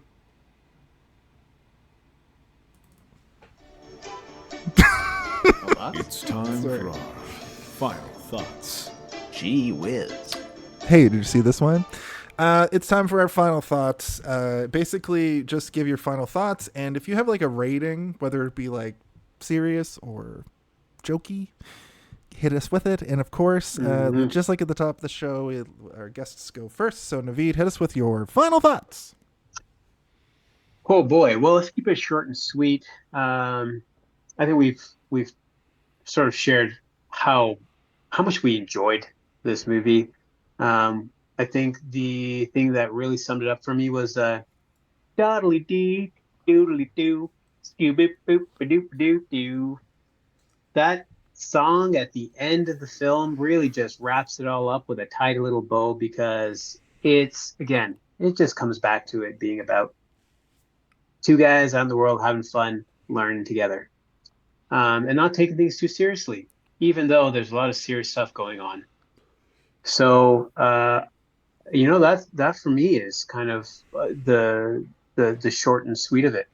That it was a great film, and I think that I didn't believe it the first time I watched it. So I'm glad that I had an opportunity to watch it a couple of times. And now I got to go back and watch it again. Specifically, the scene with the icicle impalement, because I need to know if there was blood. Mhm. And do you have like a rating you would give this film? Yeah, I mean, 2 out of 2 fuzzy Sasquatch thumbs right up. I against all odds. That's awesome. Thank you, Naveed. Steve, what's your final thought for the film? Well, the first time I watched this movie, I kind of ranked it lower on my Leica rankings. Out of the 4 movies we're doing this month, I was kind of like, this movie's good, but it's not my favorite of the 4. I still don't know if I would call it my favorite of the 4, but watching it again, so close together with Paranorman, though I love Paranorman, I actually like this movie a lot more the second time around than I thought I was going to. And I think it goes to show what you were saying, Naveed, to be true, that watching this movie a couple more times, you unlock a little bit more contextual subtext, I guess, that I didn't really take in the first go around, as well as a lot of just like the flat, dry humor that you get from almost like British comedy. Even though this isn't a British comedy, it is rife with those sort of British comedic sensibilities, which I am very into. The storytelling is fantastic. The pacing is great. The editing is amazing. But more so than anything else, it's just so freaking beautiful to look at. From the opening frame to the closing frame, the movie is breathtaking. A lot of the time, it reminds me of like a Wes Anderson movie. Just sort of in its framing and the use of everything on screen. But I could talk about it forever. The rating. If the rating was, if my expectations of the movie could be encapsulated in the plaster cast of Bigfoot's foot, it would be the entirety of that plaster cast. But then it would also be the size of the second footprint we get later on in the movie that's put down by the Yeti, which is slightly bigger. So it's good. It's good.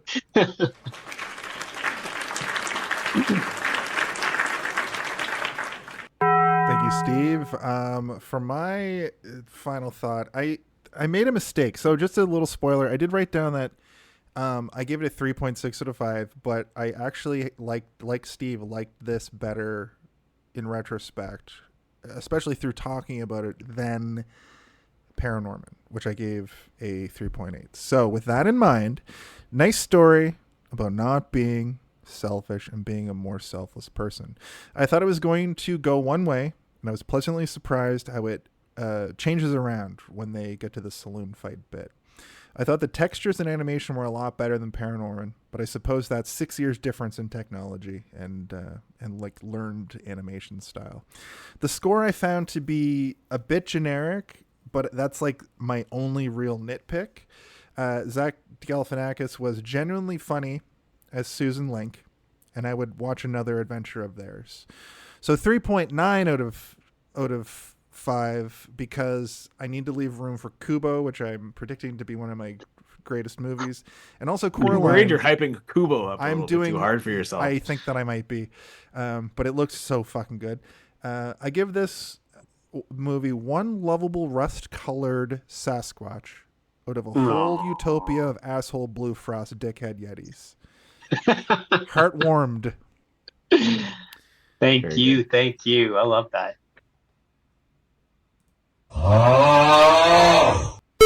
I love sound effects. So I guess that's pretty much the show for tonight. We're gonna watch the Laika video again before we get out of here, but I think. Oh, actually, sorry, Naveed. Do you have anything that you would like to plug, or do you have a message for the world? Yeah, not so much plug these days, but message for the world: give everything a second chance. I think at the very least, as human beings, we can have the patience to give something another chance. I'm glad is this that how you I tell the did. world to vote for Donald Trump again? I immediately retract my statement. Don't. Okay. Think critically about the things that you might give a second. Okay. Sorry. No, Yeah. Sorry, I didn't mean to trample over your beautiful we statement. we know what you meant. It's a double-edged sword, that statement. But yeah, I only say that because if not, I might not have had an opportunity to have this wonderful conversation with both of you guys. So thank you for having me. Well, thank you for being here. Yeah. Just before we get out of here, I just want to say thank you for everybody who watched tonight. Thank you for everybody in the chat. Check out Nifty Neat Club. You can find us on all social media at Hey Did You See This One. All of our episodes are up fully in audio format and video format on YouTube. Basically, just like I think when you search "Hey Did You See This One" on Google at this point, we come up, which is great. Which means that we have a little bit of algorithm effect, and I hope that 2024 continues that way. So just give us a follow. It's free. Tell your friends. And tell your friends. Tell one person. All 9 of you. Tell one person that you watched this show and give them our at, and give them my home phone number if you would like. It's 421-743-58. 7. Not going to give you the last digit. Also, on top of that, my address is 14 Williburn Nightingale Crescent. No, don't do that, Joe. 2 random people are going to get phone calls and mail. Yeah. But at this point of the show, there's one final question that needs to be asked. So, Naveed, would you like to ask that question? Absolutely. And what's this show called again, guys? Seriously, though, I think it's something along the lines of, is this a thing that you saw that one time? Hey, have you seen this? One. So close. Hey, did you watch this that time? Once upon a time that we did? You're so close. Did we see it there before, and we came back to it now? Am I close? I swear to God, all I need. Hey guys, come on! I'm messing with you. Hey, did you see this one? Oh.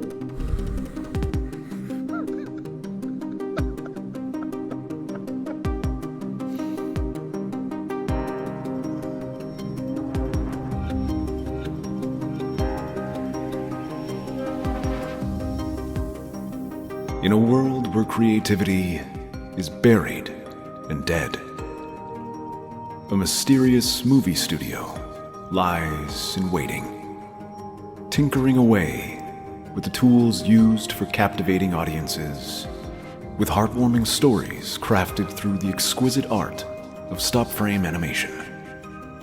It's time to take your first steps, or perhaps revisit them, on a whimsical journey where the magic of this unique technique unfolds, immersing you in a world of wonder and enchantment and shadow. But amidst the captivating visuals, when the world seems dark and life feels like a heavy raincoat, Hey, Did You See This One? Reminds you to slow down and take things frame by frame.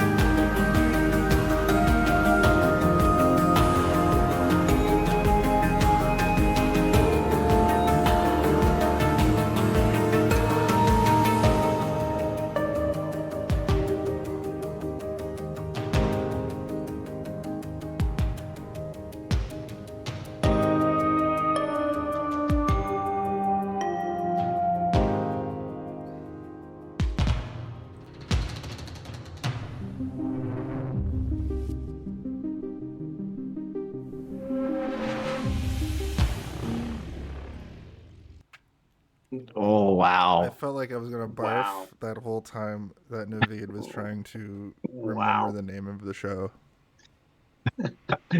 Well, it'll be a good TikTok. It really rolls off the tongue, guys. Hey, did you see this one?